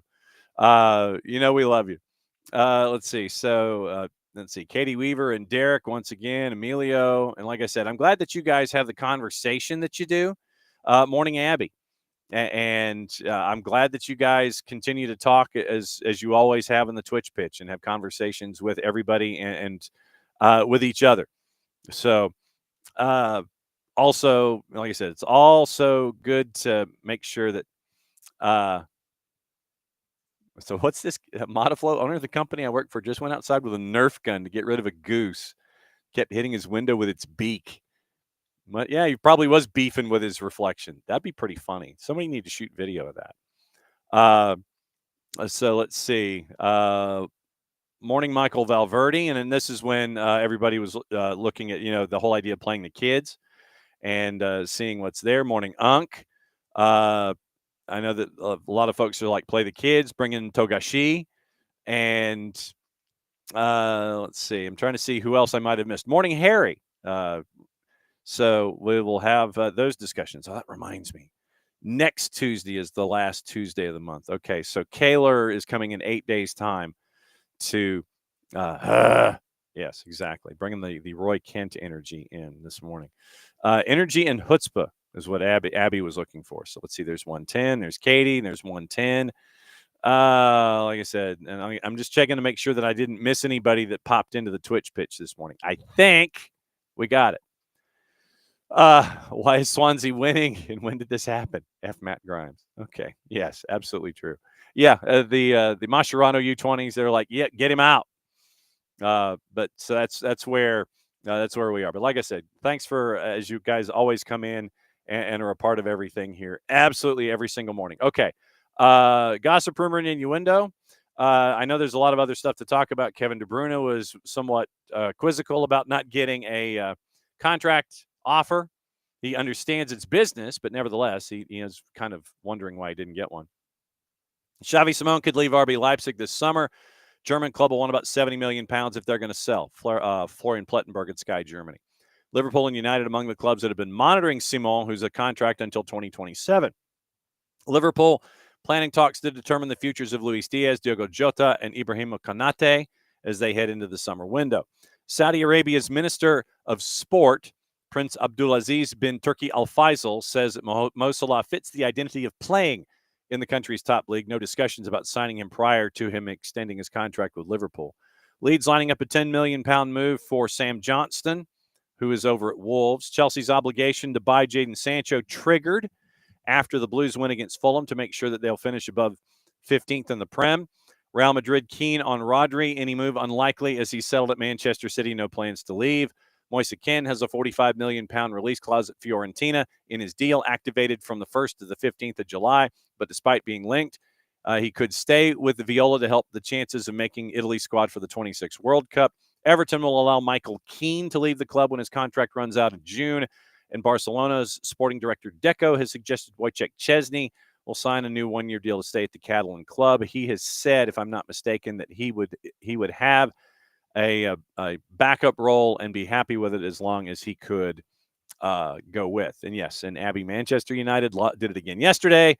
They lost. The scream you heard was from Drew Dickinson. All right, what to watch, where to watch it, how to watch it. Like I said, there's a lot of stuff to get into tomorrow, and we will get into all of that, plus Major League Soccer the week that was, and Mark Geiger joining us once again at 9 o'clock out of the blocks. Monday, okay, FS2, the league that we neither condone, endorse, nor promote, has a doubleheader coming up at 11:55 and at 2 o'clock.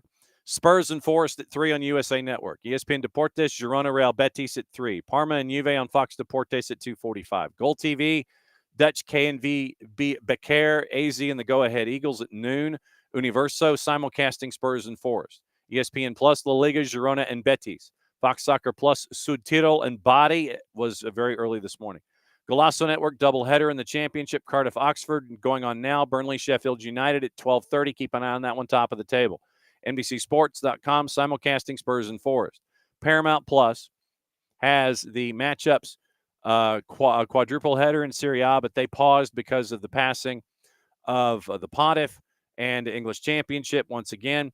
Cardiff, Oxford, Burnley, Sheffield United, Blackpool, and Wrexham going on right now. Wrexham need the points. League Two, Newport County and Walsall was this morning.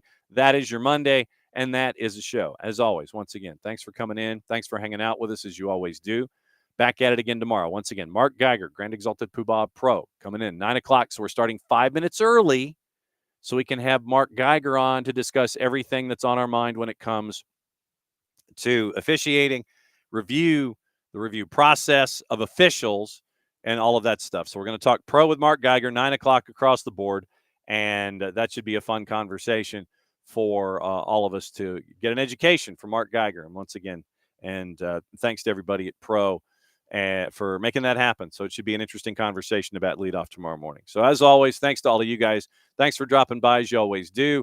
We'll keep an eye out for the high school schedule. We'll let you know what that high school schedule is when we have an idea. And so, like I said, plan is to be someplace tomorrow. We know where we want to be. We've just got to square it away with the GHSA. And going forward, soccer's in session. Probably kicks off tomorrow in short form. Wednesday will be the long form show. We'll get you through the week, get you ready through everything presented by our friends at Kaiser Permanente. Thanks to Bart. Thanks to Jarrett. Thanks to y'all for dropping in as you always do every single day of the week here on SDH. Back at it again, 9 o'clock tomorrow morning. We're starting 5 minutes early. Mucho plot, y'all play it safe. And since it is the end of the show, that means I get to do this. See you in the morning.